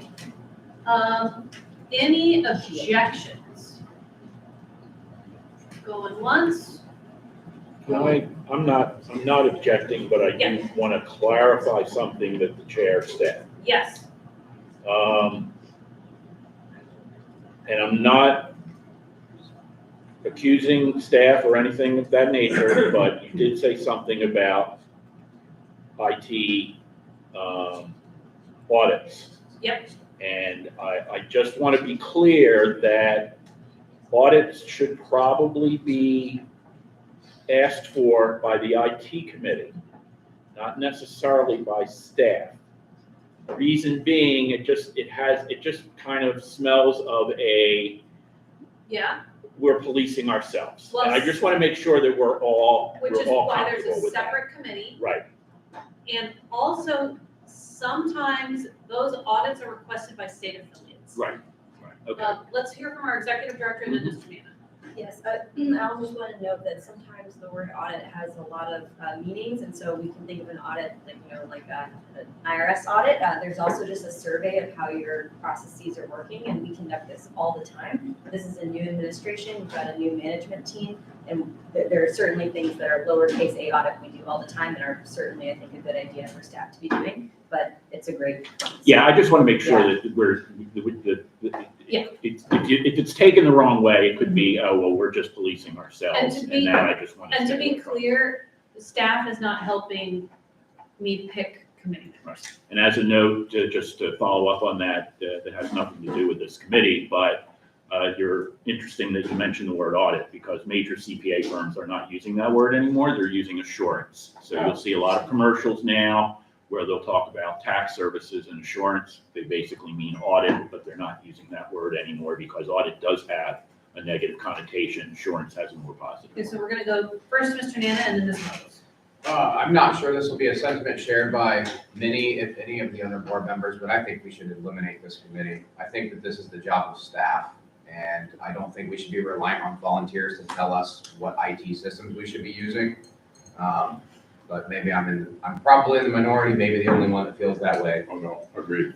That is a long conversation to have about staff and IT, and it'll be an executive session conversation if we want to go there. Ms. Varlos? Well, now I've got two. That's sometimes not true. Because there's so much and they're not telling staff, most of our committees are advisory. Correct. So I think the more outside expertise and members we get involved, the healthier this party would be. But I wanted to comment on the audit thing. I do think it's being used here more in the way of like evaluation. But if there's something, and the policing yourself, if there's something where there actually has to be like a capital A audit, that's gonna be something ordered by the LNC because we know something's going on. Like that investigatory committee that happened with New Hampshire, they actually did do some IT auditing there about deletion of emails and things like that. So the way it's worded here, I have no issue with that. I don't think it's a policing thing. If there's ever a need to police our IT assets, it's gonna come from a motion out of here. And it'll probably be an independent committee that does it, that's had no involvement before, has no friends that are involved in whatever the controversy is. Okay, any more questions?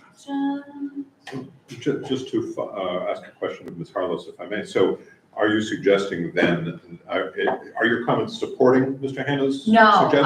I believe we need more committees, so no. I think the more members are involved in doing things like this, the more ownership they have on the party. So it's a question of, is it going to be a fixed committee structure that's embodied, or is it going to be more ad hoc and flexible? No, I support the committee structure we have now. I just was saying where he said people probably won't support it, and I was like, yeah, you're right. Okay. I was more speaking on the audit aspect, that I don't think it meant investigation. If we're in some scandal, the LNC would be appointing a different committee. Thank you. Mr. Bullock? So, I'm sorry, I just lost my train of thought. Good, I accomplished my mission. You did, yeah. I'll yield, sorry. Mr. Bennett? I moved to break for lunch. Before we go to vote, Oh, if we were intending to take a vote. I have to take a vote. I'll defer to that. okay, Oh, I'm sorry, I didn't remember. okay. So there's nothing in here that, and this is, I'm actually speaking against Mr. Nana's idea. There's nothing in here that says the IT committee is legally bound or able, even binding to be able to make a decision. No. That's still a staff decision. Yes. They can offer suggestions, but staff or the LNC is going to have the final say. I can issue a chair's directive. If Right. we need an audit, I will say, we're doing an audit. Right. But I'm saying even in terms of choosing Software. and Oh, yeah, all no, of they that, the don't- IS committee is not making that decision. No, it's a Staff, recommendation. right. Correct. So I'm not sure that I think I still see the need Okay, for the committee. Thank so you. do we need should I lodge a formal objection to this motion and go to a vote? It's okay, it's totally okay. I just want to procedurally be by the book. Well, I'm okay with the motion. I mean, if we're gonna keep it, we should at least make it better, but I still think we should get rid of it. Got it. Okay, any further discussion? Lunch is ready, by the way. Just 15 seconds.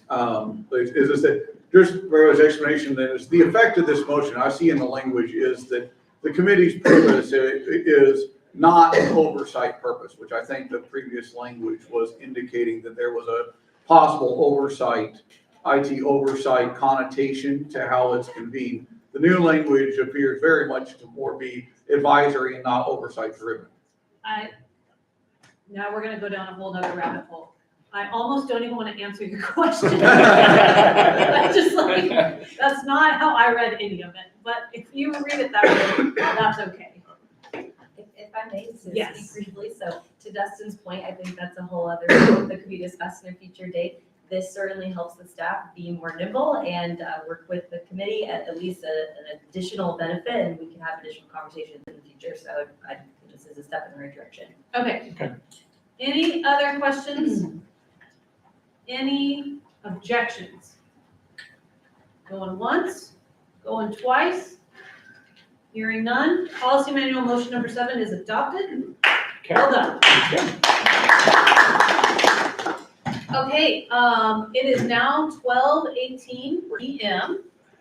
Make the motion, Dave. I'd like move to, break you'd for like lunch. previous motion. Okay, Second. seconded. Okay, we are gonna break for lunch then. Wait, any objections? I'll kill you. And our guest speakers here, I'm gonna go. And our guest speaker is here, and we're gonna let everybody get their food and come back, and then we'll have our guest speaker. And we're live on the radio. We are still live. Okay, we're still gonna be live. Yeah. So, If you if follow we us. decide, yeah. No, I heard. What would you say? Yeah, you part pretty good. I'm on. Yeah, I didn't.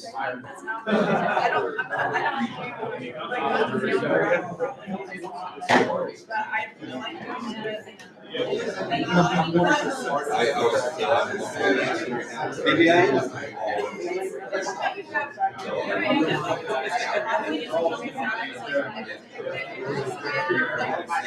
Button on this thing, right? Yeah.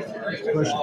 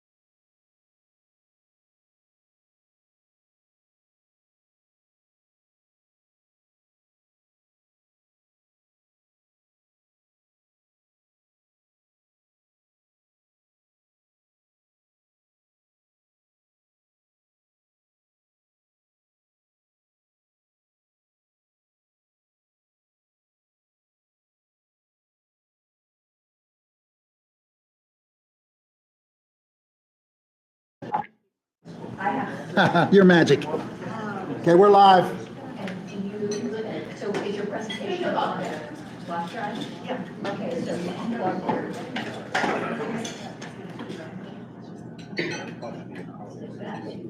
We're fighting PowerPoint right now. It's our favorite hobby.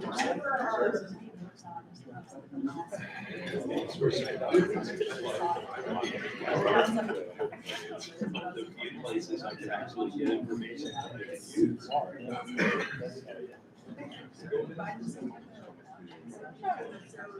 Zero is,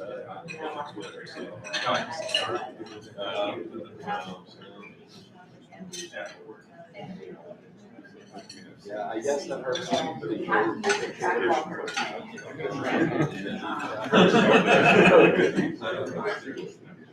It's not enough. So, yeah. I'll find you. You might now, I might convert this track record. Last time I remember hearing. Yeah.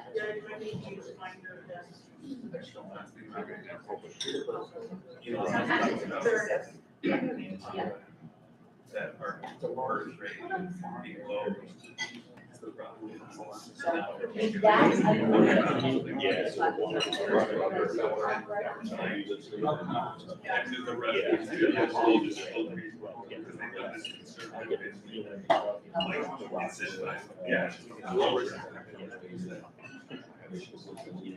That's. Yeah. It just. Yeah,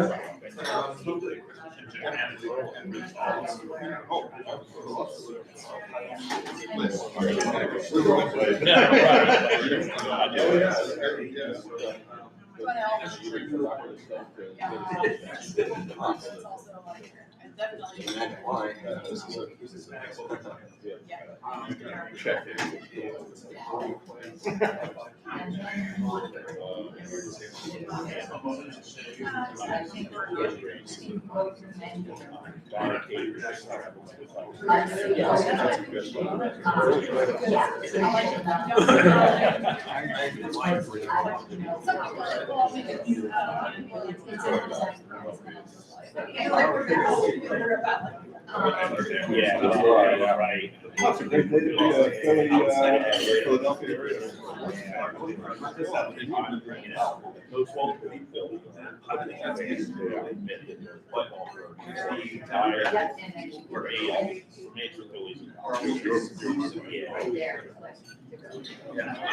Amish are counting 10. And everyone else is in there.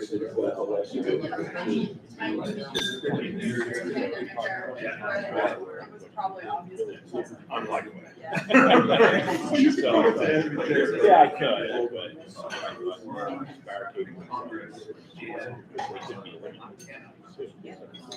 And it's like midnight. Okay, everyone.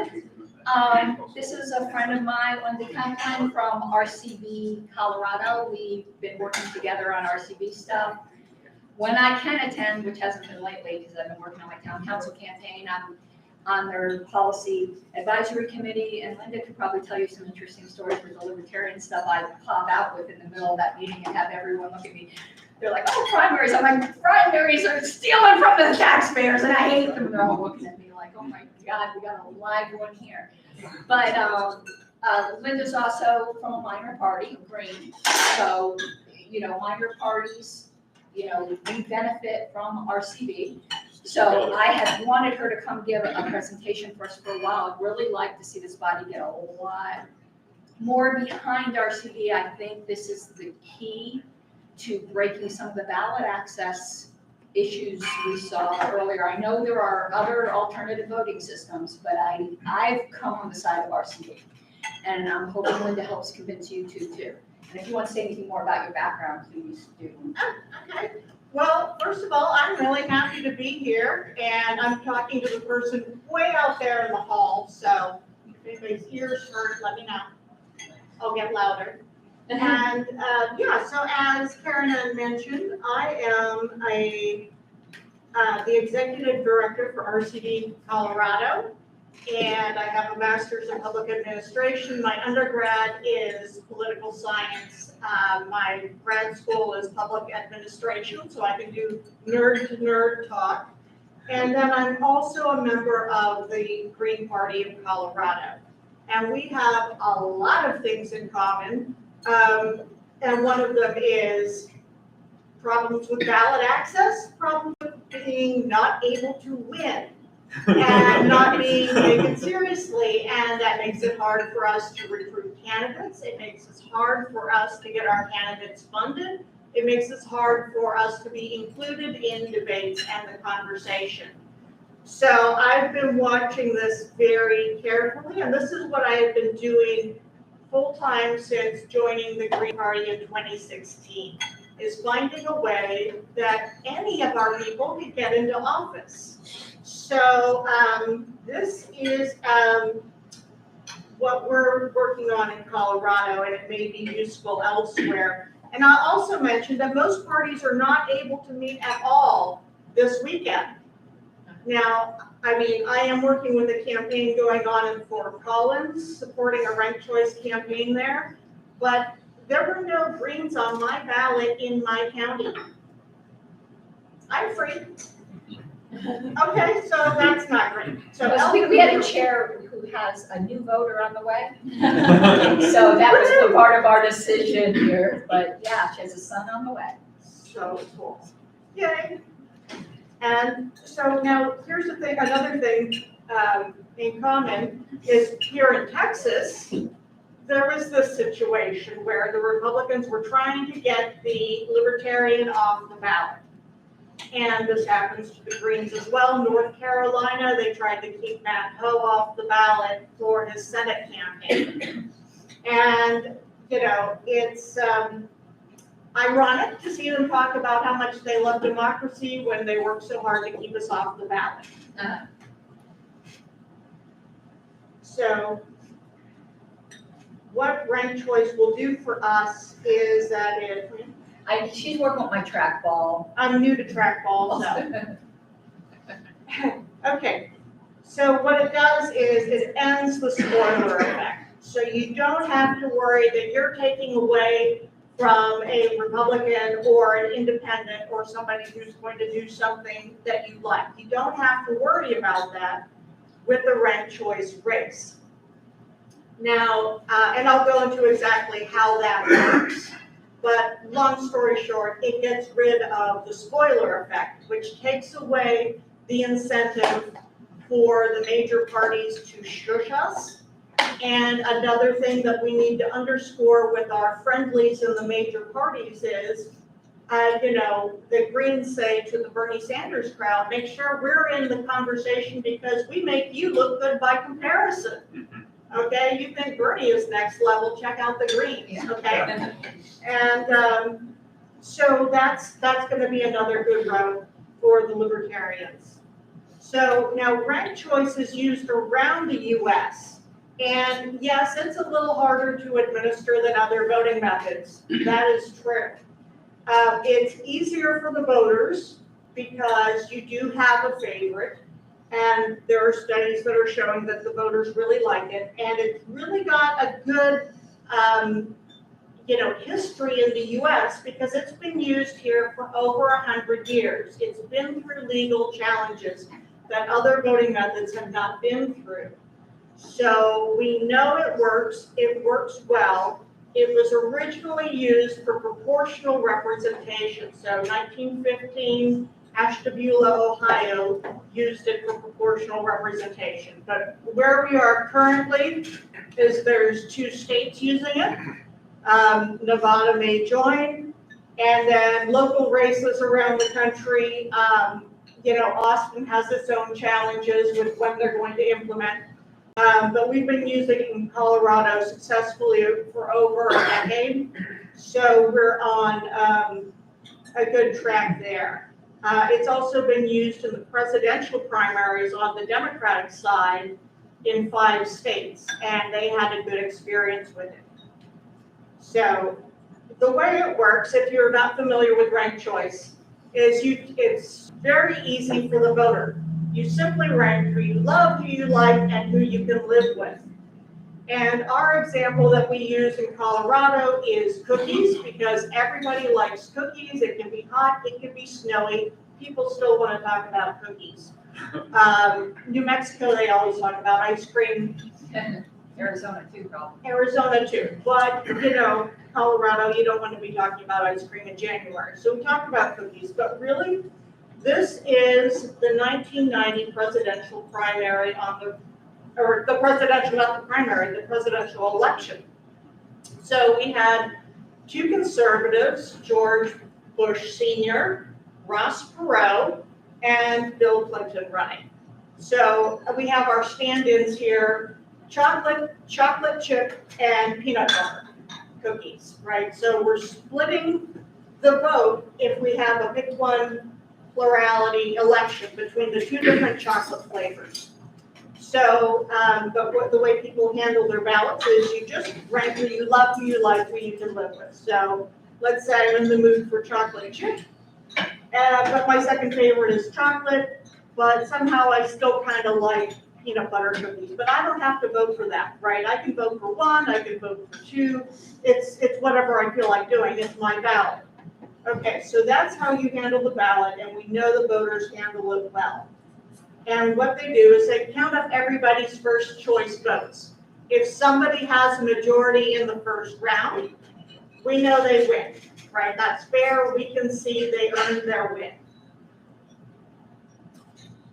Now, what happens if they don't, if nobody has a majority in the first round? And this is exactly what happened in Colorado in 1992. Is that you had Ross the boss there getting 25%, Bush Sr. getting 35%, and Bill Clinton winning with 40%, even though 60% of the people said, yeah, probably not. Okay, so that cut people to the quick, right? Because that is patently unfair. And the way ranked choice handles that is they say, well, nobody got a majority in the first round, so we're going to have an instant runoff. You eliminate whoever's in last place, but not those voters. You still want to know what they think. So what happens is you go back and look at their ballots and say, what's your next choice? If you can't have your very favorite, what's your next favorite? And we see those votes get split, you know, and this is just speculation how that would have played out, but most of the Perot voters would have gone with Bush Sr., and you would have had an election that looks more like a person who can't handle the track ball. Okay, and it handles like, and it looks like this. You have a majority, people can agree you'd like chocolate better than peanut butter. So that is, in a nutshell, how it works. And this explanation of ranked choice voting works for people in single winner races and multi-winner races. And we know this from places that have both. So in Minnesota, they have both single winner races and multi-winner races where there's proportional representation. What voters really want to know about is, how do I handle my ballot? That's easy. And these little bar charts, they don't care about. They do not care. That's for us wonks, okay? They just want to know who won. Okay, so this explanation works great for that. Now, on to the topic of getting a fair share. Ranked choice voting in winner-take-all races means less challenges to get on the ballot because we're not spoilering anybody. But we're not likely to get into office this way, right? To build our party this way, right? So we want to look at proportional representation as a means to get into office because the threshold is lower. So the way it breaks out is like this. Essentially what we have in most places is winner take all. Some cities have at-large seats that are elected in the same cycle, and those are a prime opportunity for proportional representation. So winner take all is, even though you've got this variety in the community, and I do like that it's all green and all yellow, I do like that. But, you end up with one color. Well, you can see that's not right. This does not represent that. Okay, this is not doing a good job of representing people, and it's not all of the ideas in that community. And so what we see in proportional representation is people get their fair share of the say. So we have, very simply, the more seats you have, the lower the barrier to office. And we know it works best in odd numbers. So as you're designing policy, it's best to have seats that come in odd numbers. That way it doesn't end up just splitting between the donkeys and the elephants, that you have a few seats that are going to be competitive for independents and minor parties. So now what's good about, single winner is that you're representing at least half of the voters. Okay, but then you're also possibly not representing almost half of the voters, right? So that's not great. I mean, it's good for finding someone everyone can agree on, who should be the president or the mayor or the governor. But for a council, for a legislature where you're supposed to be talking out the issues and finding something that's going to work, you need a broad variety of the viewpoints, because there's a lot of things in common. And I'll just pick on a green crossover, which is the joke that if you go far enough left, you get your guns back. That's a fact, okay? You go to Bernie, you get your guns back. Anybody left of Bernie, have a gun, okay. So what we see is, let's say you have a three-way split. You're going to end up with at least 75% of the people being represented. You get 5 seats, the number goes up to 83% of people are guaranteed to be represented. So as you see, it's going to be easier and easier to get into office. And we have a lot of issues that people care about and they haven't had a chance to freely vote on. The authoritarian tendencies of our major parties. This is horrifying. I voted for a libertarian this session. I voted for a Dem, a Republican, and a libertarian. And the libertarian is the one I was the happiest about voting for. And I was pleased to make that gesture to the major two parties in that race. But we know that we can start to pick up votes and start to pick up wins when we have that lower threshold, when we can say, well, if we have 12.5% or 16% of the people say, hey, I'm worried about air quality and water quality, you got nobody to vote for right now, right? I care about not watching my youngins get felt up by TSA. Can somebody do something? Somehow no, right? So we know there's a lot of demand for our viewpoints, and there's a lot of people who just don't turn out to vote because there's nobody they can vote for, and they feel like they are breaking things. Like, oh, don't do that, you'll mess it up. Well, that argument goes away in ranked choice races, and it also changes up the nature of the debate in ranked choice races. And I'm going to switch it back to this graphic while I chatter. There we go. And then I'll have a QR code for you all, because this is my inspirational picture, really. But I have a QR code for you all with all the details on how to get proportional representation in your state. There's a national bill and there's a potential for state bills, unless y'all want to go into that. No. Okay. So, we want to make sure that our people can have a fair shot at winning. So that is, in a nutshell, why we want, minor parties want proportional representation. And there is a lot of support now for this from the political scientists in the country, because this proportional representation is used in other countries to, after wars, like in the former Yugoslavia and all of that. That's how they brought about peace, was to make sure that everybody had their fair share of the say.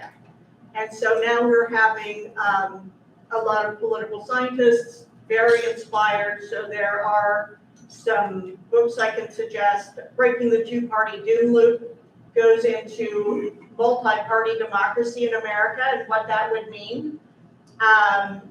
And there is an open letter to Congress to enact proportional representation. So there is a National Fair Representation Act, and our one of our House delegation is a prime sponsor on that. Joni Goose is the prime sponsor on Fair Representation Act. And, so we want to see that go. But if that isn't going yet, and, why wait for Washington to do it? We can get it at the state level.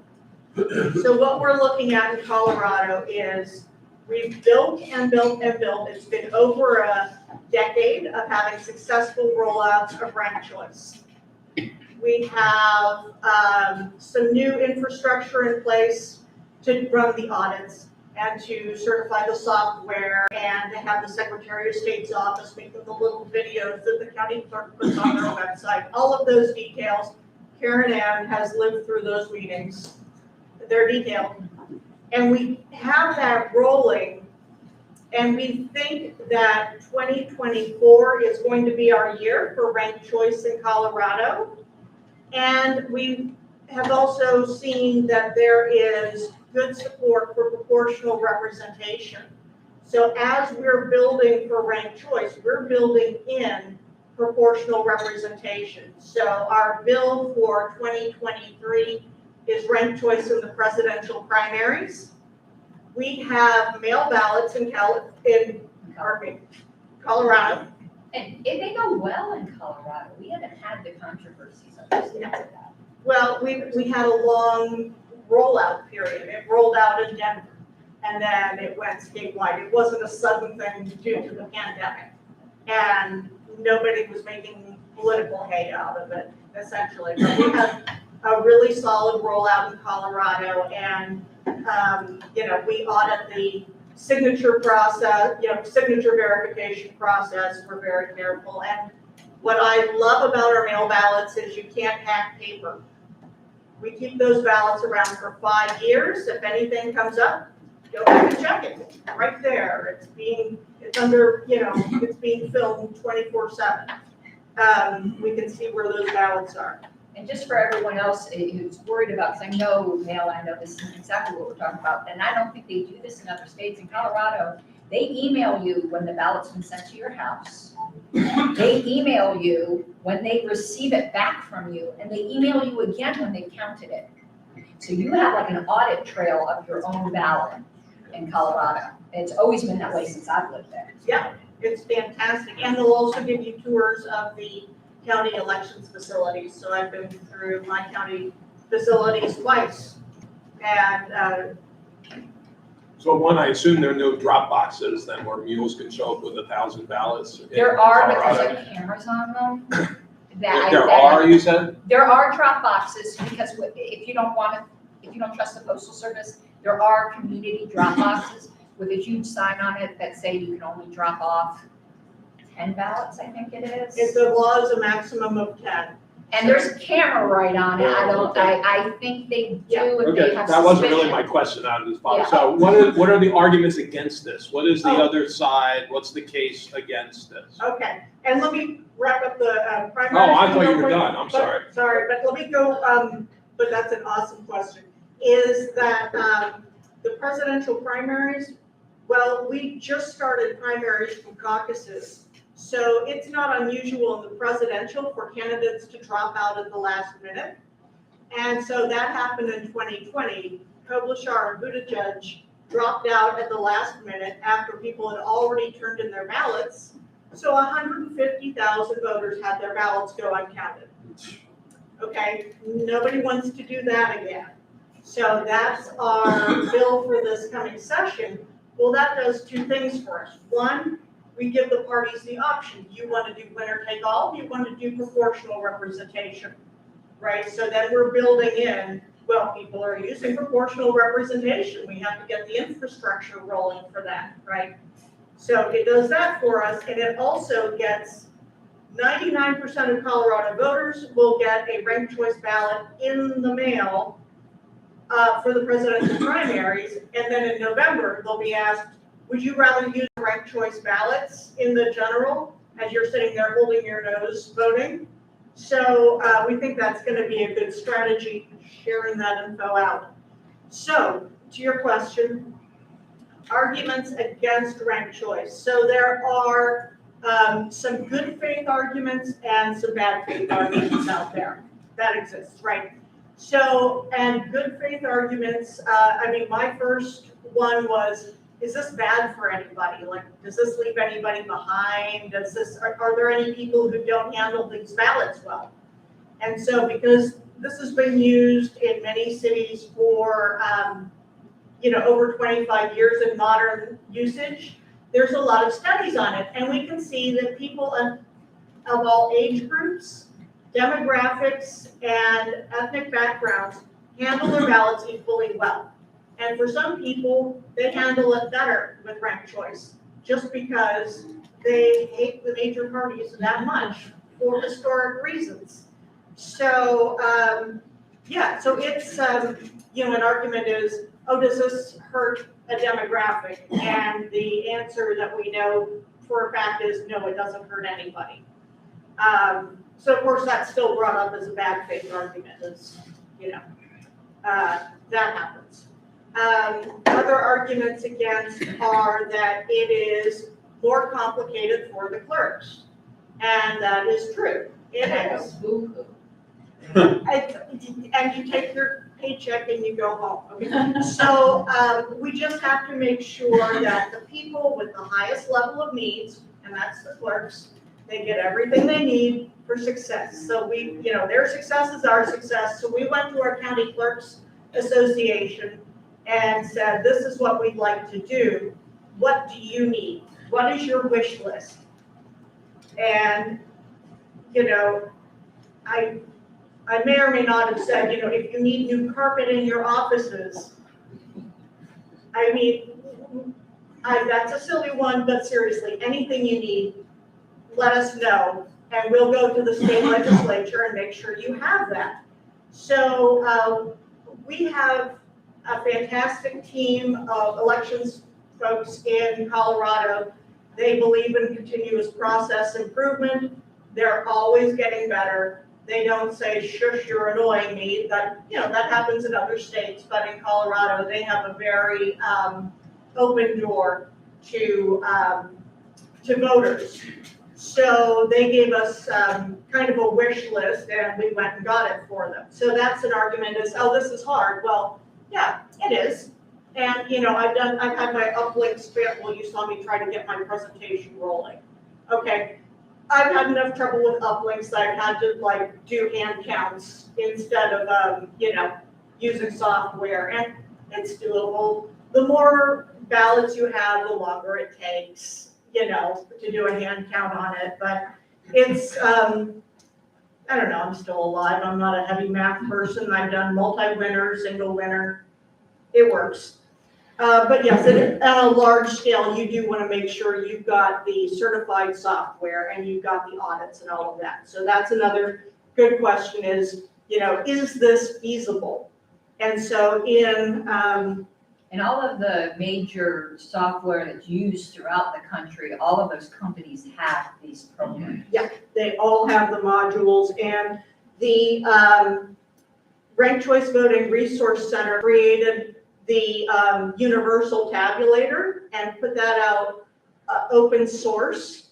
So then all of these vendors said, that's awesome. And then they took it and plugged it into their own programs. So we know it was set up by, honest to God, the smartest people I've ever met. And yeah, it works well. So let me scooch it over to this slide here to the, if you all want to play QR code here. It's also tinyurl.com/RCB-PR.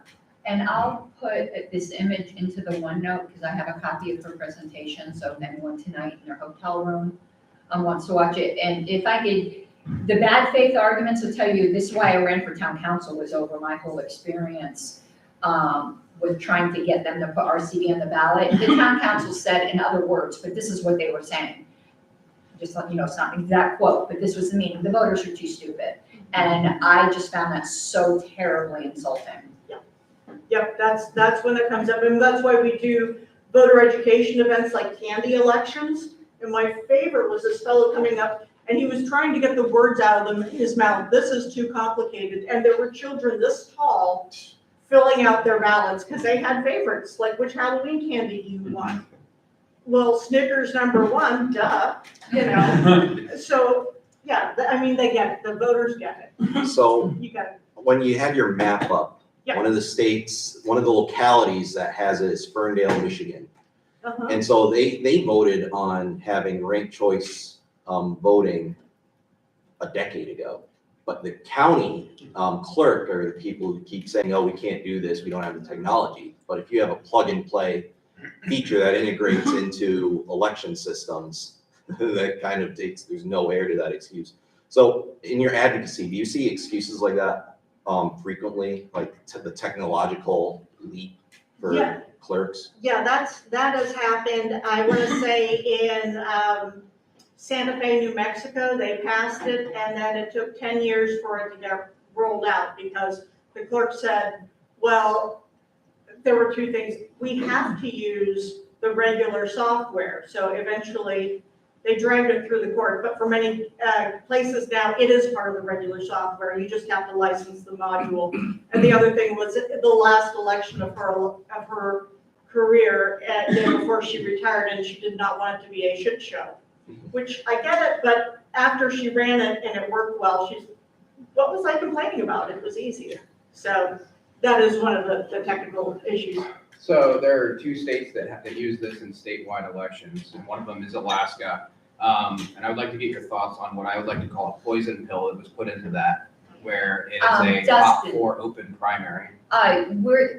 Linda asked if we could address that at the end, and for reasons not to get into on the stream, we're gonna turn off the stream for the questions about top X.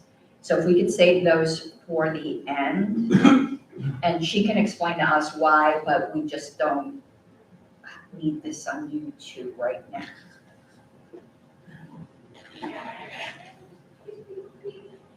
Oh, so if that's the end, we can. So in a place like Texas, to get ballot access for the Libertarian Party and the third party, any third party candidate, you need a statewide, a person running statewide to garner at least 1.7% of the total vote. So what does this do in a situation like here to get ballot access? You have to have a certain percentage. Are you talking about totally rewriting the way that the election laws are done? Is that how it would have to be done, or? So it would be, 1 point, whatever else, of the first choice votes. Okay. So it makes it easier to meet that threshold. So that's what we're looking forward to in Colorado. So I'm curious, the town, city in Michigan, what vehicles do we have to actually get ranked choice voting in place? Like, can we do, obviously we know we can lobby and change state law, but could we go to individual townships and have referendums? Yes. In order to do that? Absolutely. Is that what the town in Michigan did? Yeah, And that so was a Ferndale. referendum? I'm Yeah. assuming it was, and that the people in power didn't just magically say, oh, let's do ranked choice voting. Well, But- there's 3 routes. Okay, So one is a council can just do it. It depends on what the charter is for the community. So Basalt and Carbondale, the council did it, in 2002. They felt like it and they did it. Okay. So that's one possible way to get there. Another way to get there, and this one is my personal favorite, is a council well, actually, first is when they just go ahead and do it, Yeah. right? Okay. Number 2 favorite, I'm gonna rank them. Number 2 favorite is when the council refers it. So you're not out there getting those petition signatures, the council refers it, and then the voters say, well, it's a fairly good idea, I mean, council referred it. I mean, it gives it a bump, right? So, council referred is really a good way to go. And then the third way is to get it, petition it on. Right. So that's a possibility. And so as you get more municipalities rolling it out, more local elections using it, then you're building up the administrative knowledge. So you've got the people who actually have to make the elections run, who are doing the work to figure out exactly how to do it. So, and that's in the QR code is sort of like how to work with that to make, and there's RCB Resource Center, I can't speak highly enough of them. They have a readiness score for each state. And so they've done a study and they provide a lot of technical information to help the clerks. And as a follow-up, do you have an opinion on what may be a better vehicle to get there, doing it statewide or doing it, local by local? Do you have an opinion as to which way might result in better results for us? Yeah, okay. So I'll compare 2 states. So Maine, they had, their largest city was using ranked choice. So that was like 30% of their voters already used ranked choice. And then they spent 2 years doing a voter education campaign. And I have to say, the fellow who was running that program, I'm suffering this same illness here. They were doing beer elections. So they were going brewery to brewery, putting on beer elections, get a flight of beer and rank your choices. Allegations, sorry. Yeah, and then, voter education's fun the way we do it, Yeah. So. Cookies and beer. Cookies and beer, pizza, if it's fun, we rank it. So that's a great way to do the voter education. And so they did the polling and they saw support was high enough. So they, they had to do a petition onto the ballot. Right. Okay, now what happened in Massachusetts is, now Cambridge uses ranked choice and they use it for proportional representation, but that's Cambridge, that's the eggheads. That's not the rest of Massachusetts. So that wasn't enough people and enough familiarity, and they didn't do a good enough statewide campaign, and they didn't poll. So they got this measure onto the ballot, and then they found out their support was like 35%. And we know opposition can cut support by 10%, and they had opposition. It's like, that was not the power call. So the thing is to make sure that the people are ready for it before you run it. In Colorado, we've been going piece by piece. Town by town, more. Yeah. I'm gonna get it in Castle Rock. You guys know how determined I am. 2024, it's happening in Castle Rock. A lot of towns are drafting along with the statewide measure. Kind of coattails. I just wanted to say that in 2020, the Libertarian Party of Florida and the Green Party actually worked together to fight against Top 2. And we coordinated a statewide campaign against it. It did lose. And then we did found together, rank the Vote Florida. So between Rangeley and LPF, we were the founders of the organization.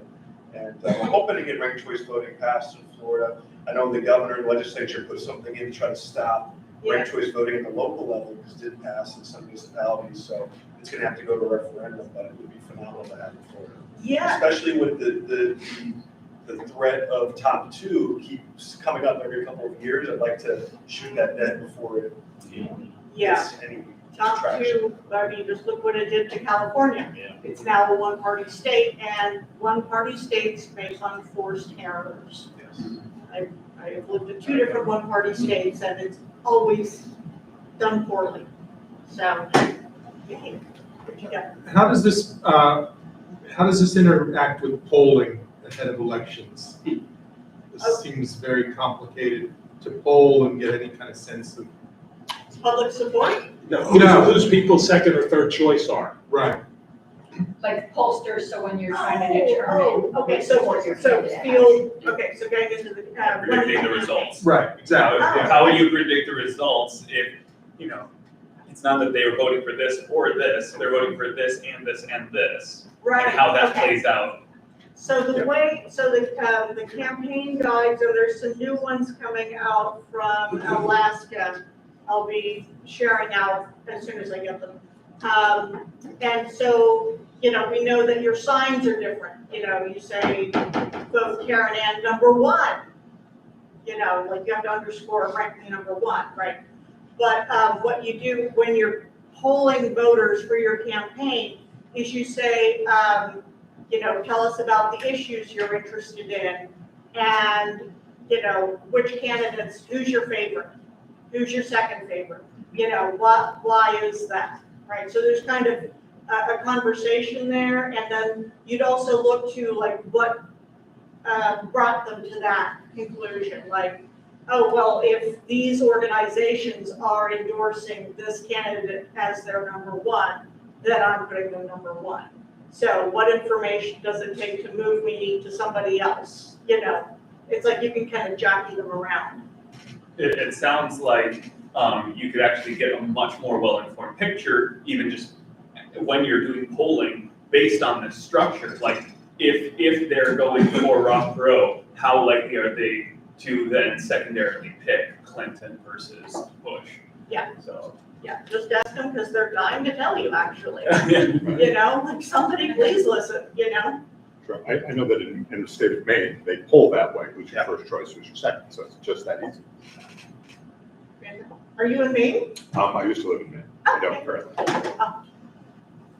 And one thing, I'm obviously very passionate about this with Linda, is to me, it just seems very logical, and I know some people argue about this, that it's going to lead to more civility. If you're a polarizing candidate and you're not trying to reach out to anybody else, you better make sure you get 50% because you're not going to be anyone's second place pick. So it tends to make candidates at least want to be palatable to be first and second place to a lot of people. Because a lot of people don't get 50% in the first round, so you need those second place picks. So if you're someone like, we're just gonna name, because whatever, we had the whole, we don't support Republicans, or if you're someone like Trump, you better make sure you get 50% in the first round, because you're probably not gonna be anyone's second, very many people's second place pick. But I'd say that would go for any polarizing candidate from either side. I'm not trying to just pick on one, but you get more data too, because we have so many independents in Colorado. And when I'm talking to independents, I try to get them to register libertarian. They're like, yeah, but I'm independent. But when you're independent, you've sent a signal that you don't like the duopoly, but you haven't said in which way. You could want more socialism or you could want more freedom. We don't know. But in this, when you start seeing what people's second choice picks are for the independents, you start to really get a feel for the differentiation of what people really are. You get the candidates and the parties get a lot more data out of these elections. One of the things that I also see as a consequence of ranked choice voting is the alliance building between radicals, between independent parties can actually grow, where it's not just like, oh, you're stealing like support, the Greens from the libertarians, here. It's like, oh, if I like to court, the radical anti-war left folks and people who might actually lean left in various issues, but not want the government to be in control of that. And so it's like, oh, well, actually, we don't need to be in competition. We can, have their favoritism towards one or the other, but then we're going to cross support. Yeah, and it's not unusual for candidates to campaign together. So, to do lip drops together. So that, goes a long way towards getting more turf cover and communication between these groups that often become very polarizing and have lots of enmity because they're worried about, actually bleeding into each other Right. instead of actually uniting. Building on each other's strengths. Yeah, and it starts to make more sense to people the more they hear about it from different viewpoints. And that's one of the great strengths that, that we have, like the Florida strategy, the Colorado strategy, is when you're having, I think for Broomfield, it was the Republicans stood aside because they didn't know what to think of it. And then the Democrats were for it. And then, but that wouldn't get the independents. That would get the Democrats, and maybe not all of them, because if it's just your party, is it really fair? But having the Democrats and the Greens and the Libertarians, that's a more broad alliance, so if it were just the Democrats and the Greens, that's some pretty lefty optics, right? But having the yellow and the green going on is really helpful to, having the breadth. I managed it turned out to be a 7-stop tour for Joe Jorgensen across northern New England in 2020. 3 or 4 of the stops were in Maine. And I also did media for New England for the campaign. And the impact of RCV was staggering in terms of its interest that it developed by local media in Maine. Because all of a sudden, this had the potential for real impact, and ultimately could also, because of the unique nature of the Maine electoral vote, actually promote a third-party candidate into having an electoral vote. So it's on the ground in terms of the people who are immersed in that election. To Karen's point, it's stunning the impact it has for folks like us. Question on a logistical note, you're from the Green Party. Yep. Do you get much support from the Working Family Party?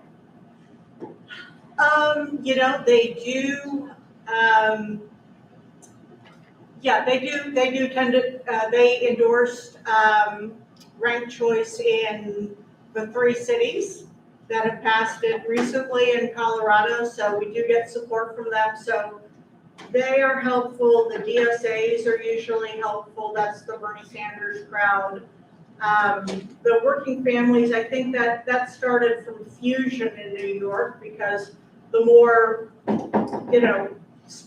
caucuses that are calling themselves parties, then that's more lines on the ballot. That way you could have Mario Cuomo on there 4 times, Right. and then you've got the minor party, But for example, in Rhode Island, you've got active, Rhode Island, there is no minor party status, you have to be political action committee. But there is a Communist Party political action committee, there's a Democratic Socialist political action committee, there is a Working Families political action committee, there's a Green Party political action committee, there's a Libertarian, all for a state with less than 1 million people, but clearly each of them has got its own unique appeal within the grassroots movements. I'm wondering, are they willing to march alongside with us in this effort to get this done? Particularly the DSA, for example.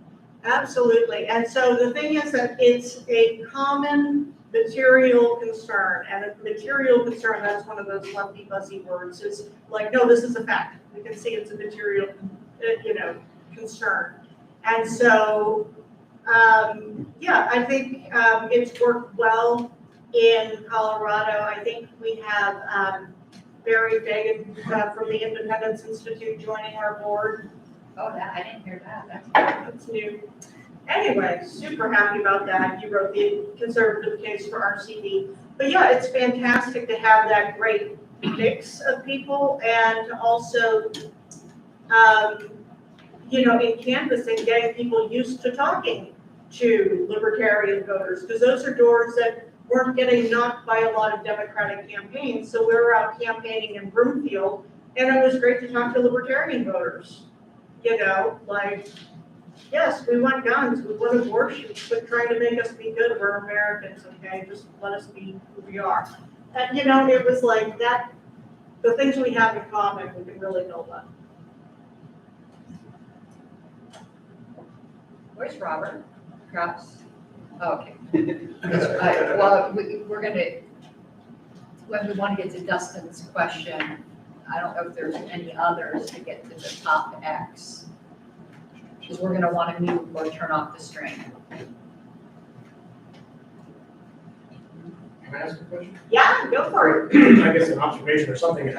So in Kentucky, I live in Kentucky, we have a train wreck of a Republican gubernatorial primary carrying out. I think we're up to 12 candidates so far, and we're not even officially in election season yet.